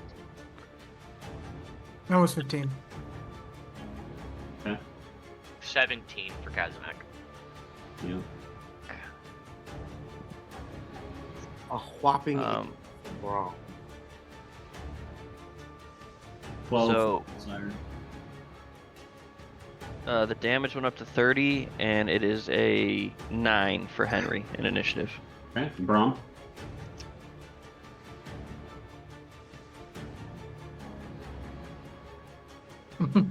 From Mikey. He's talking to 2. Oh. I got an initiative. I think he said 8. I got an 8, guys. Sorry.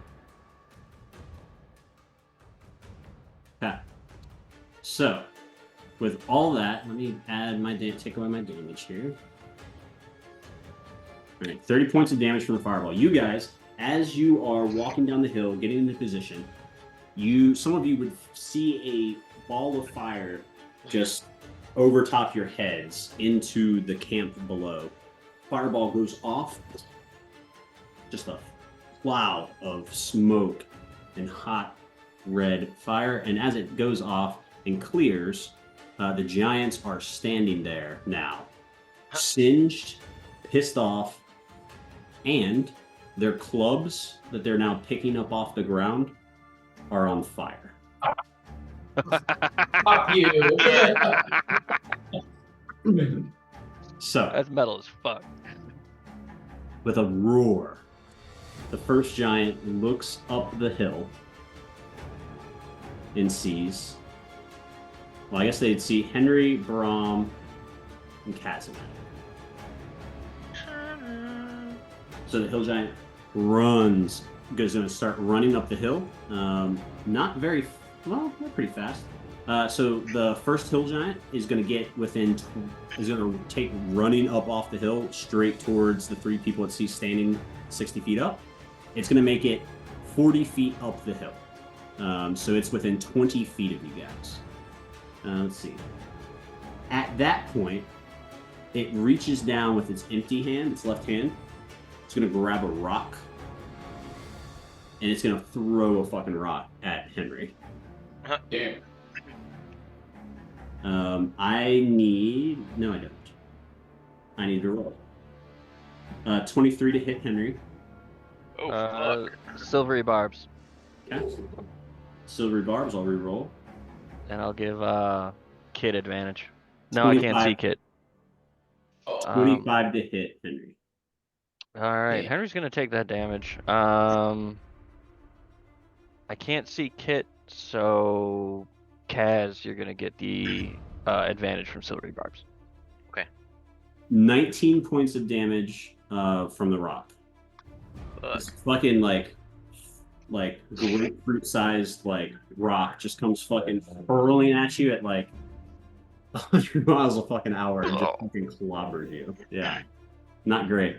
That will end the hill giant's turn. Kazimak, it is your turn. I'm gonna move within 15 feet of the one that just threw the stone, and I'm gonna try and fucking do what I always do and net this bitch. Giants are huge creatures. Your net is not big enough for them. Damn it!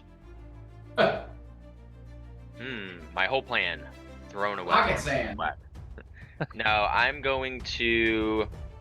You know what? I'll cast Firebolt. Ha! That's a 24 to hit. That'll hit. Roll your damage. That is 14 points of damage. I get 2 attacks now. So I'm going to whip out the old, the old crossbow, and I'm just gonna try and dome this dude right in the head. And now that I'm this close, can I tell what type of giant he is? He's a hill giant. This one is the hill giant. Okay. Made of hill. I'm gonna shoot him directly in the chest. Yeah, Well, we'll try to anyways. That might hit. 17. that'll hit. Roll your damage. Ha! 1. Nice. Um, You guys watch as Kazimak rips off a firebolt and then immediately pulls up his crossbow and fires a little tiny pew pew at the giant. Adam is then gonna go sprinting past me as he does, and he is going to make just a normal attack. No. I believe. Okay. I'm gonna use my point of inspiration, just cause. That was a really low roll. I know. Even with the modifier I have for him. It's gonna be dirty 20. That'll hit. Roll your damage. D8, 2d4s, I believe. D8, 1, 2. 8 points of bludgeoning damage from my boy Adam. All right, 8 more points of damage. Hill Giant lets out a roar as Adam comes up and hits him. Kazamak, that'll end your turn, I believe. It will, yes. I'm gonna brace for the impact. Sweet. Morgwain, it is your turn. So the second hill giant is still 60 feet away, Correct. and that one hasn't taken a turn in action, so I can use assassinate. Correct. So I'm going to use my bonus action to hex Okay. giant. Okay. So The multi-class we got going. yeah, a little bit of stuff, a little bit of things. Okay, cool. So, Like Hell's Kitchen chef. so Hell of a I'm multi- going to sneak attack. Yeah. Crossbow. So that's so I need to add some things. 1d10. 2d6. And then another d6 and assassinate. Math. I know. Rogue math. Meth. Okay, so yeah, so then I roll for sneak attack. Yep.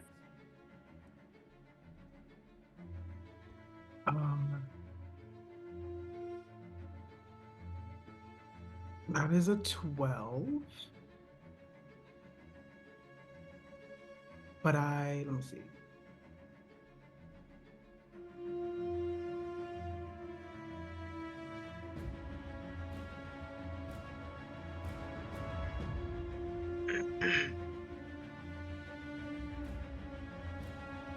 Is it at advantage? Oh yeah, I have advantage, right? Sneak You attack, get right? sneak attack and then you get double everything that's assassinate. Yep. Okay, so would I roll again? Because I only rolled a 12 on that one. To hit, yeah. That was worse. Bad start, yeah. But I also have Elven accuracy. Does that count for What? Can you read Elven accuracy for me, please? increase your dex into Wiz or Charisma score by 1. Whenever you have advantage on an attack roll using one of these modifiers, you can re-roll one of the dice once. And I chose that. Yeah, you can. You can apply that to an advantage roll. Come on. It was the same roll that I just had. Oh. This is Damn. not meant to be. He's got a pretty low armor class, so not super low, but like a fairly low armor class. So, all right, Morgwain, anything else from you? Oh, that's it. All right, brings me to the second hill giant. Second hill giant is going to start his trek up the hill. What do you know? He makes it 40 feet, which brings him right to Adam and the other hill giant. Hill giant is going to position himself to give flanking bonus to the first hill giant, and he is going to fucking with this first. I got to take some damage for the fire on the great club. 2 points of fire damage. It's Adam, I assume. Now the hill giant is going to make 2 great club attacks on Adam. The first is a 16 to hit. That will actually just hit. Okay, and the second one will miss then. So the first one hits. You take 18 points of bludgeoning damage, Adam does, and 3 points of fire damage. So 20. We said 3 points? Correct. Okay, so 21. 21? And that will end the hill giant's turn. That brings us to Vinsire. Vinsire is going to do some fun stuff, I think. into a fun thing. That won't work. That won't work. That won't work. That won't work. Ooh, that could be fun. Yeah, that could be fun. Let's cast. Vinsire is going to look at one of the giants, the first giant, and Vinsire is going to attempt to cast reduce on the giant. Hell yeah. Let's see here. Save is 15. Fail. Is that a con save? Fails, just fails. So, the creature is reduced in size. Hell yeah. Here comes the net. Target size is half in all dimensions. So, huge to small. So, this giant, you guys watch as Vinsire throws off this spell, hits the giant, and the giant shrinks down to, like, smaller than Adam.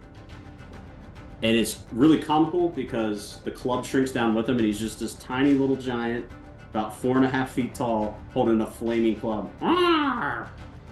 Arr! Which giant is this? The hill?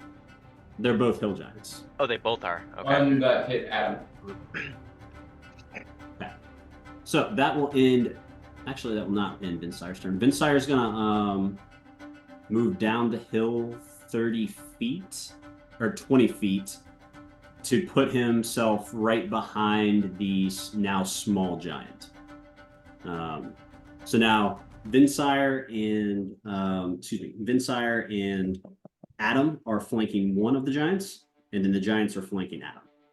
That ends Vinsire's turn. It is now Henry's turn. Oh boy, Kit rolled real low, huh? Sun's going down, big guy. Shit.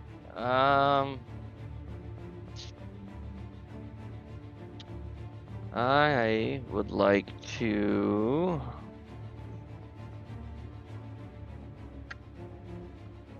If it ain't broke, so let me pull up the dimensions of the spell first, real quick.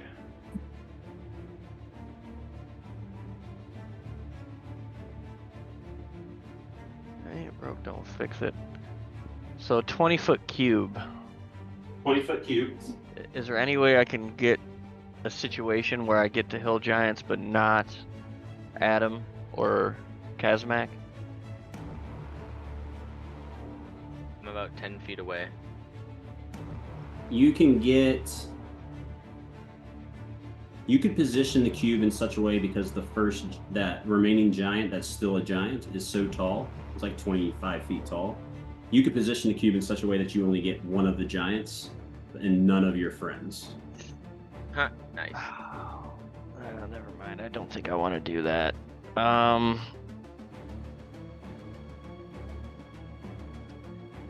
the giant that is still giant, just blowing a big one. I'm going to cast.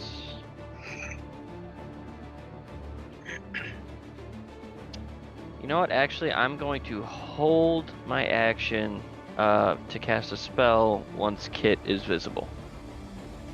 Okay. Let's As soon as I see Kit, I'm gonna cast haste. Okay. Blue.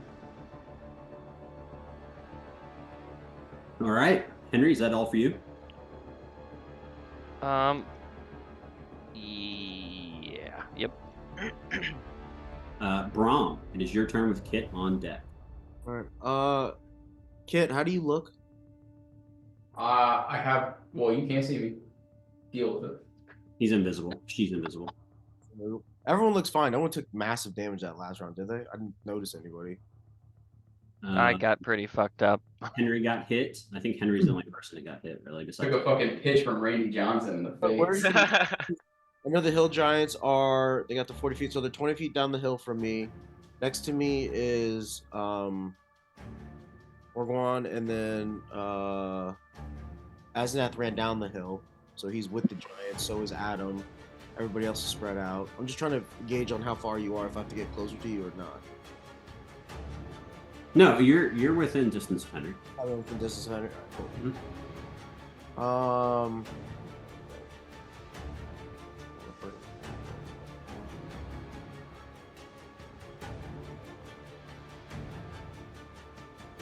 All right, I'm gonna cast Healing Word on Henry. Okay. And then I know I think I'm gonna qualify. It's a +2, automatic +2. Got it.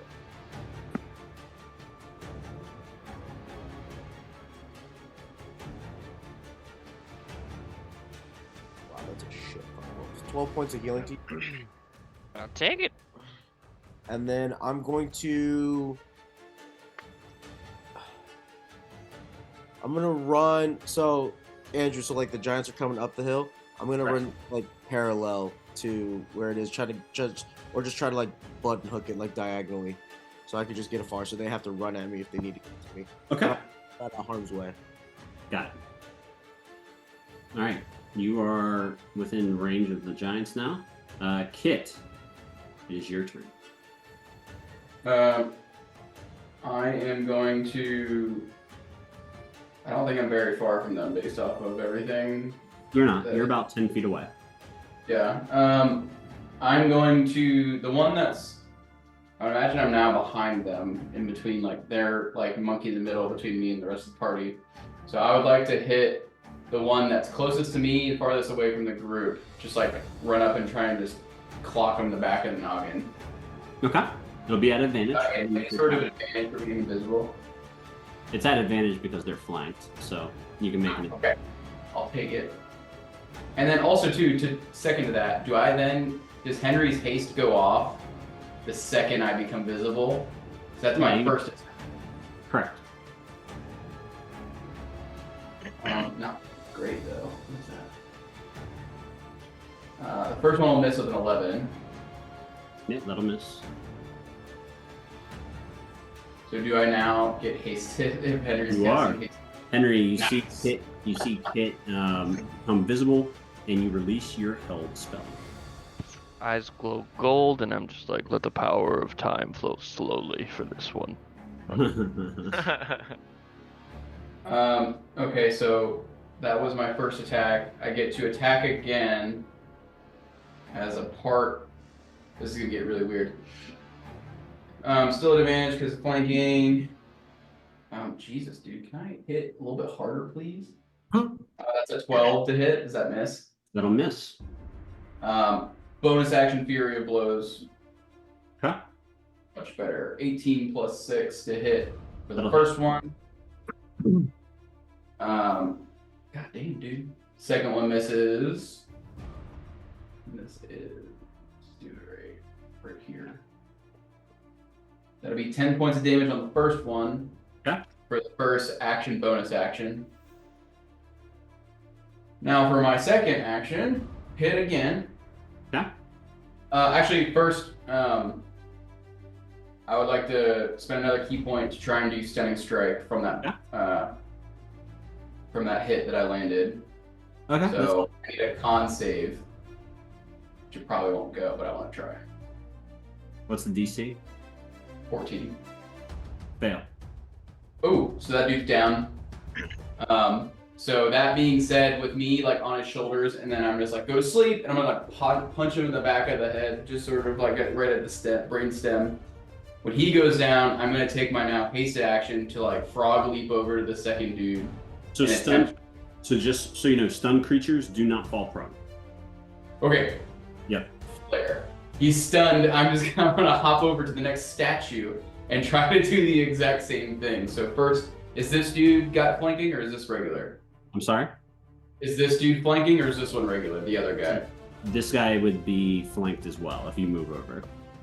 Cool. Well, I'm going to move over to him and attempt to do the same things. So that'll be 17 plus 6 on the first hit. Okay. That'll hit. And 14 on the second hit. That'll hit. Okay. First one. That is 10 points. Second one is also 10 points. So 20 points to him. And then same thing, I'm going to attempt to stunning strike on him. So another DC 14. Okay.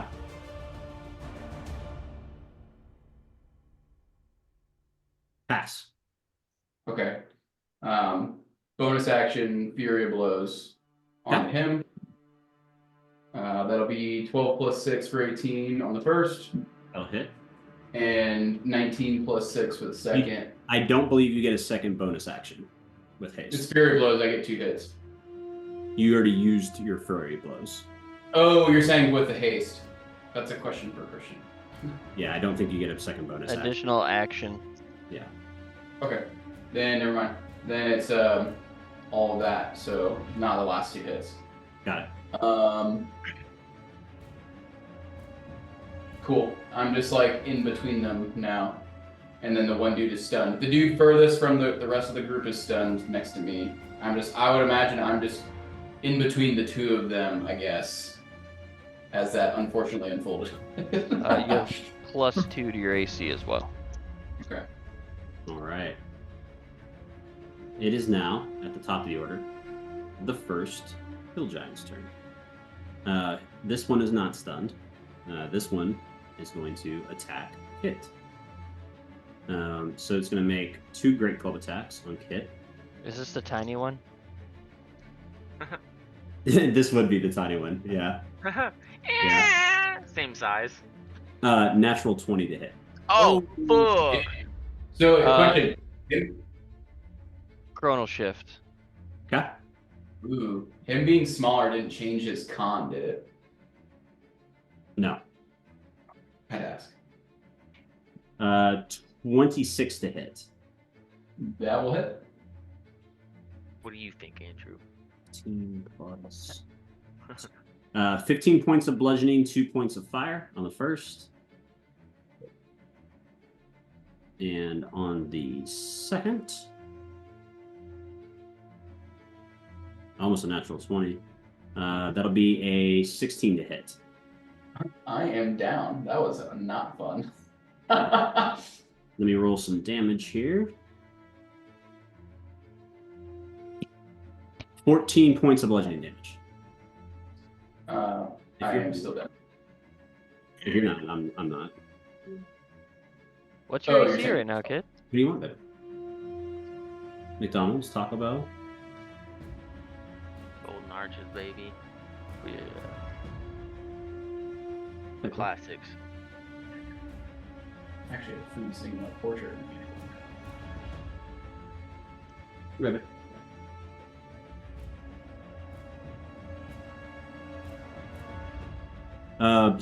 And 1 point of fire damage. I am still down. All right. That's with the +2 to AC? Yeah, because it was a 26 to hit. I thought it was 16. No, the first one was. I thought that Oh. was the total. Oh, okay. Yeah. gotcha. It was like it was the different hits. Roger. After the hill giant, it is Kazimek's turn. The one that is there one that still. I don't know. His stun would probably drop. I assume. No, he's still stunned because Okay. it's not like an effect. It's like me hitting a chakra point kind of thing. Gotcha. So I still until the start of It is the- maybe the start of. Hold on. First time I've actually gotten it land.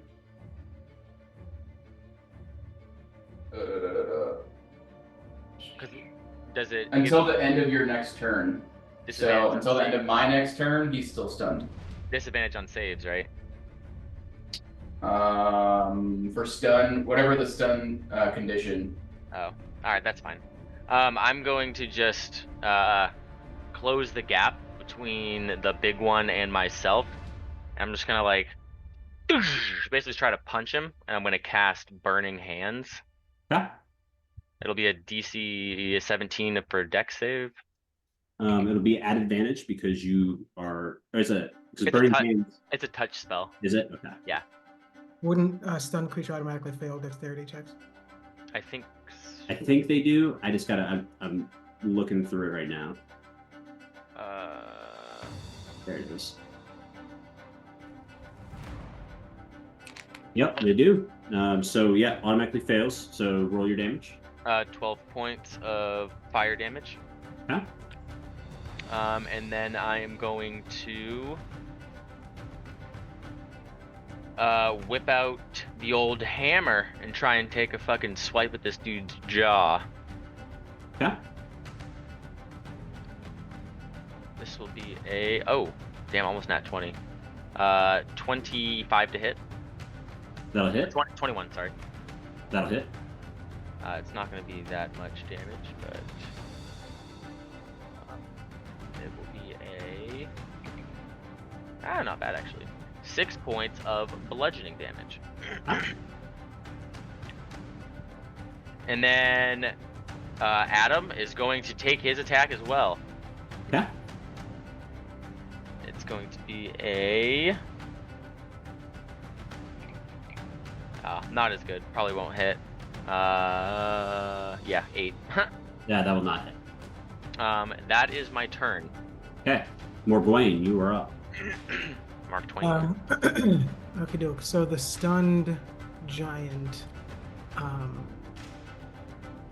I don't need, because I already have advantage on him, right?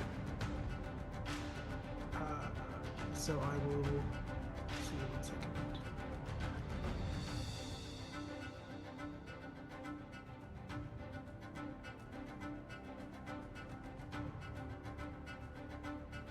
Okay, so yeah, I'm gonna sneak attack again with my crossbow.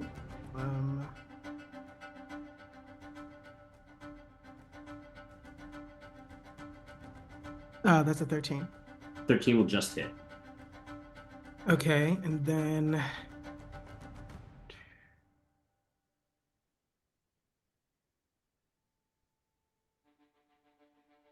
I'm going to go ahead and add a Wrathful Smite to that. So take that out, so that's 26.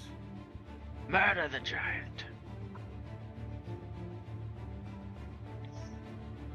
Oh, they're gonna die.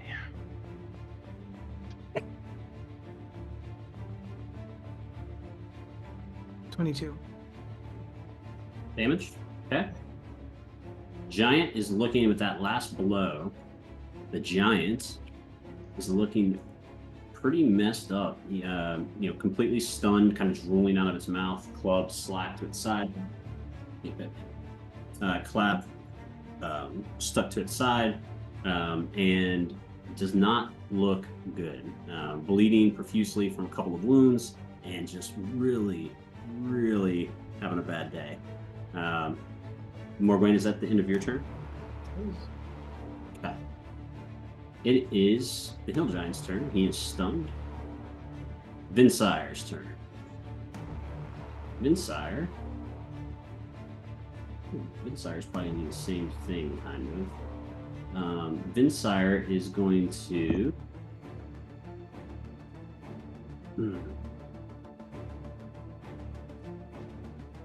Let's do a save. Yellow Dex. It does, but that's not going to work.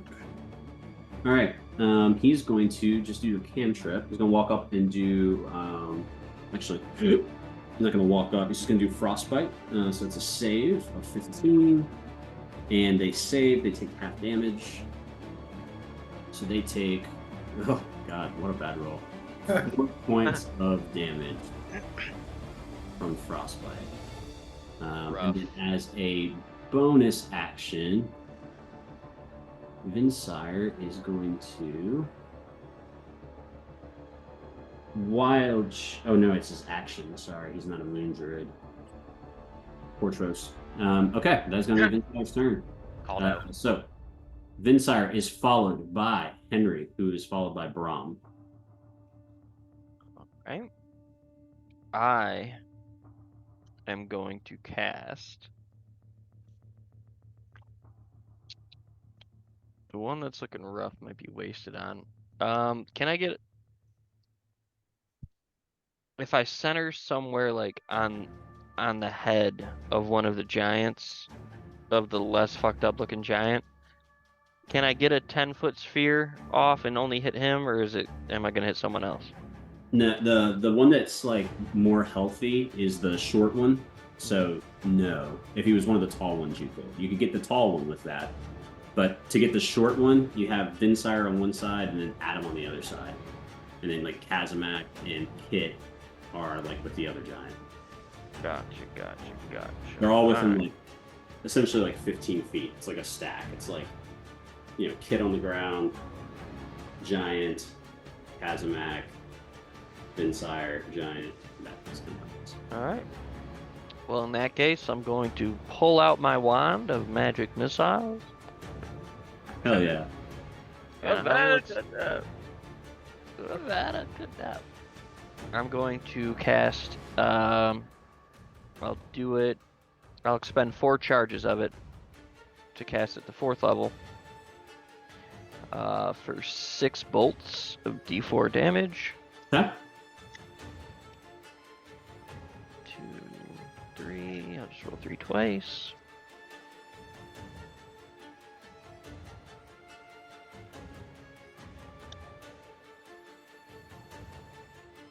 It's 15 points of damage. 15 for the magic missile, and that was the first. That was the fucked up giant, right? Or the No, that was the healthy one. 17. Okay. So it's like fucking impossible to navigate this sometimes. There we go. All right, 15 points of damage. You guys watch as these 6 little beads of the magic missile over. Henry, anything else? Yeah, how close am I to this, like, kerfuffle in front of me? You're still at the top of the hill, unless you move. I haven't moved yet, but I'm You're thinking it still. might be You're time. 20 feet. You're 20 feet away. Alright, if it's possible to move back while keeping line of sight on everybody, I'll do that. If it's not possible, I'll stay where I'm at. It's possible to move back like 10 feet. Okay. Henry, you move back, and it falls to Brahm. How far is Kit from me? You are probably about 10 feet away from Kit. All right. I'm gonna do 10 feet. Wait, what does the other hill giant look like right now? Both the hill giants are pretty banged up, like they're bleeding profusely from a bunch of wounds. The big guy is still stunned. The little guy, it's funny saying the little giant. Little The guy. is not looking too healthy, bleeding pretty profusely from a bunch of wounds. Kind of like looks, again, like he's not having a good day. All right, I'm gonna run up and I'm gonna dabble no diddy, cure wound into. I love that you just no diddied. Okay, so do your cure wounds into Kit. How much does she get back? 30 points. 30? How many? 30. 30. Damn, 30? Full health. I'm very close. I was 2 up. Hell yeah, bro. Good heal. What else you got, homie? And I'm going to, after I know diddied, I'm gonna run my 20 feet away from the giants. Okay. Kit, as Brahm heals you, you wait. You're lying prone at the foot of a stunned giant. But he is stunned. He looks pretty banged up, and you are alive. The still Saving hasted? Private Ryan moment. Huh? Are you still hasted? Because you dropped, but my concentration never did. Correct. He's still hasted. Okay. Jeez. I'm just fucking 14-year-old hyped on Mountain Dew who had a crash after middle school. I'm gonna pop up off the floor, dirt coming off my fur. So the little dude's looking real fucked up, and then the one dude's still stunned, correct? Correct. And I still have advantage from flanking, correct? Okay. Correct. I'm going to just sock a fucker in the face and punch the little dude since he's eye height with me right now, and I've never had this moment with a hill giant before. 15 plus 6 on the first, The hit. and natural 20 on the second. Oh yeah. Like stand up, just Terminator style. Somehow I'm just like in one motion, just I'm just gonna go. And let's see, that was First one, the regular one is 6 points of damage, and the second one that is critted is 16 points of damage. Just pop, pop in the face. Both giants are still standing. They look Okay. next to death's door, but they're still standing. Then to I don't like this dude. I'm going to use my second action, first attack again on the little minion. Okay, I'm gonna use that inspiration I literally just got. So 18 plus 6 for the first attack. That giant falls over dead from your punch. Okay, cool. And then this. No, I claim that kill. That's because of me. By proxy. We'll sort out the KD ratios later, Brom. Punch that dude and immediately turn around. And this one's a pointy one because it was on advantage. It was a 1 and a 20. Turn around and just punch the other dude. Yeah. So another natural 20 on this guy. And he dies as well. How would you like to do this?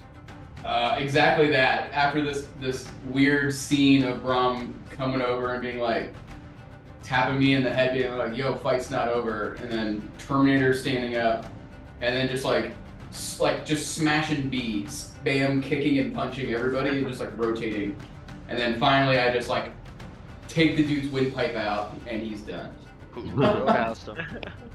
So, as these giants fall to the ground, dead, the little giant, as he hits the ground, he back to big size. As you guys come down the hill, and kind of once the battle's kind of culminated, you make your way down to where it all happened. A couple of things stand out. So everybody can go ahead and make some investigation checks. I'll make one for Vin. 13. Ooh. Do not roll well as Insight. Investigation, you say? 24. Okay. I heard a couple of 24s. I heard a couple of other ones that made it. So, yeah, you did not, but neither did Vinsire. It's okay. But everybody else that rolled well, you guys notice a couple things. One, there are no pockets to root through. Like, these hill giants were wearing big ass like schmucks, basically, with like no pockets. Like, they're just out here Winnie the Poohing. So there were these big ass schmucks. They got no pockets to speak of. Kind of like checking around. You roll over these bodies. So a couple of things. One, each of the giants has a scar, a brand, I should say. It's less of a scar, more of a brand on their forehead. It's just a simple pyramid, like a pyramid, just a two-dimensional pyramid. And above it, like sitting on the tip, is a hammer that is very clearly, it's the symbology for the god Anam, who is one of the 12 prime deities on the prime pantheon of this world. Everyone, let's see here. How do I want to do this? Okay. Morgwain would make this at disadvantage. Kit would make this as a normal roll. Henry would make this as a normal roll. Believe it or not, Kazamak will make this at disadvantage. Oh. And Brahm will make this a normal roll. So will Vinsire. You guys are all going to make... You can either make a history check, or... Nah, fuck it. History checks for everybody. Well, actually, no, fuck it. I got inspiration. Oh, hell yeah, baby. 23. Damn. 17. And me. Rolled This a is- 2 for a 10. Disadvantage 11. Morgwain, what'd you roll? 16. Kit? 17. So I believe it's Kit, Morgwain, and Brahm. Henry, what'd you roll? A 10. Yeah. Kit, Morgwain, and Brahm. These brands on the heads of the giants, you don't know a ton about them, but you're each able to piece together, based on your various backgrounds and your histories, that these giants are what are called nomads. These are giants that have been kicked out of their tribe. The brand is to mark them as dangerous. Nomad giants are ruthless, attacking anything and everything. No code, no honor, no nothing. And that is what you get from the bodies. As you guys continue your way down, after thoroughly making sure there's no loot on any of the giants. Can I check his prison pocket? I'm sorry? Check his prison pocket? Yeah, you check his prison pocket. With your trunk. Gotta make a investigation check at disadvantage on the giant's prison pocket. So I was gonna say, you said they had no pockets. I was like, oh, there's always a pocket. A small child's femur. 16. 16. Yeah, you get down there, Shit. and you kind of like, you're like looking for pockets, and you kind of like pull the giant schmuck up. He's just bare ass down there. But, I mean, if you really want to shove your arm up a giant's ass, I will allow you. That was, that was a good rule. Are we snout deep in the prison pocket? This is gonna be consequences. I'm not that greedy. I just want to see if it was an option. I'm not. I looked at it. I debated it. I'm like, not worth it. You just wanted to take a peek under the smock. You guys, listen. You guys ever want to shove your arm up some creature's butthole? You just got to let your GM know, and we'll make the appropriate rolls. And I am a budding proctologist in my free Starfishing. Be in tune with my medicines. So, as you guys make your way down to the where the campfire was, where the fireball went off. Not a lot left down here. Everything's kind of been burnt. Like all the grass and everything is kind of like burnt down at this point. It's not like a wildfire or anything. It just burnt all the grass around it.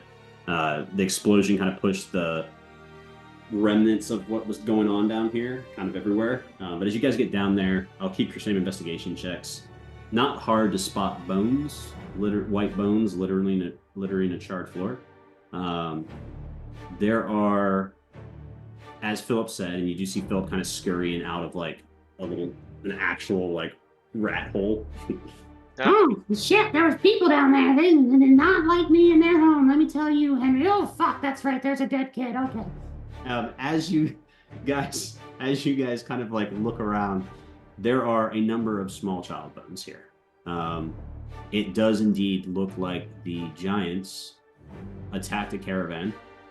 And in the time that you guys got lost on the trail, it looks like the worst happened. Don't put this evil on me. Damn. If only Kit led us the right direction. I'm gonna look at the bones and be like, man, it must have been gone for, hours. It couldn't have been because crazy. Now these look fresh. It looks like if we maybe gone the right direction. No, I mean from the start. Jeez. This Whatever one's you still tell warm. yourself. This one's still going through rigor mortis. It's kicking. There are bones here. Unfortunately, the time between getting here and the kid being taken, the giants had enough time to do what they did. They have been killed, the giants, but there's nothing left of the child at all. Damn, all you can eat chicken wings.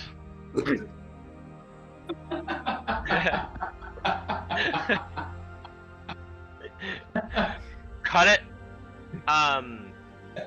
That's staying. Is That's a short. Oh, I meant for a short. Is this? So I think you described it earlier, but I don't recall. Is this less of a like camp and more of a just like beast den, essentially, like a small area they had a fire and then sleeping on the ground, or they have like Yeah, I mean, it's not like it doesn't look like they lived here by any means. It looks like Gotcha. they built a fire and had some lunch. Damn. Well, that's and it's a real shame we weren't able to at least keep one alive. I really would have liked to know where they came from. Yes, shame. I'll like point to the marking on the forehead and like, well, didn't seem like they were in good standing with their own. That would have been even better. Probably would have been much easier to turn them against and tell us where the rest of their people are. Well, I mean, we're not on a mission to go hunt down giants. Oh, So, you may not be. well, remember how like 30 minutes ago you said we shouldn't deviate from the original plan that we got like a day ago? No, I said my plan. I didn't want to deviate from my plan. Oh well, look at look at what deviating actually did for you. It got you closer to maybe your plan, but Well, we'll worry about that at camp. We won't worry. Yeah, so to kind of paint a word picture for you here, standing around this little brutal scene here, it's about 5 in the afternoon. It took you about 2 hours to get to where you are now. So getting back, there's a trail to follow because of Julius.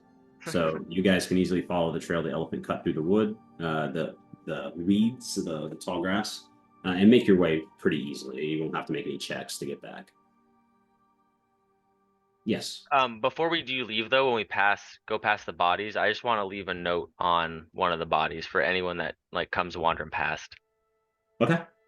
I'm just gonna I'm just gonna write kill the tainted. I'm just gonna just stab it onto their chest Okay. for any passersby. Got it. Anybody else want to talk, say anything, do anything?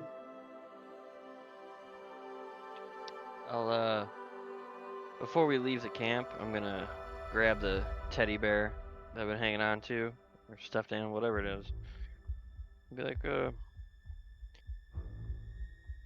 hey Brom, perhaps a burial of some sort would be appropriate in this case. Not really sure. More your department, but I do have this. I'll hand you the stuffed animal. So, whatever you do, go on and do it. Well, I'm probably gonna go and collect the child's bones, and then probably grab some other bones, and then I'm gonna tell everyone, guys, can I have a quick moment? I'm going to give this child a burial. Don't want their soul trapped in this world with us. So I proceed to go to the top of the hill that we came down and just kind of create a burial site for the child. And then I'm gonna make a little like a rock pyramid, and I'm gonna put the stuffed animal kind of like it's gonna be like a hollow kind of thing where the stuffed animal goes. That's what I'm gonna do for the child. Very cool. Very nice. So as you guys watch Brom do this, yep. Nothing to say really. Yeah, you did what you make a nice little burial site for what happened here, and you guys start heading back. So I will just say before, like as the group is leaving, Morgwane's just gonna be standing by the burial site, just kind of like staring at it. Like you guys are walking away, and she's just very stoic. But so. Oh, very good. So as you guys make your way, Morgwane eventually, following suit down the trail. It takes about, like I said, about 2 hours to get back to the wagon, essentially. So you guys are now back at the wagon. It is about 7 p.m. Probably a little too late to start trekking in the evening, but you are, kind of in this. I mean, you're on the main road again. Obviously, it's not safe because you're standing next to a caravan that just got slaughtered. But sure. you are at a suitable campsite.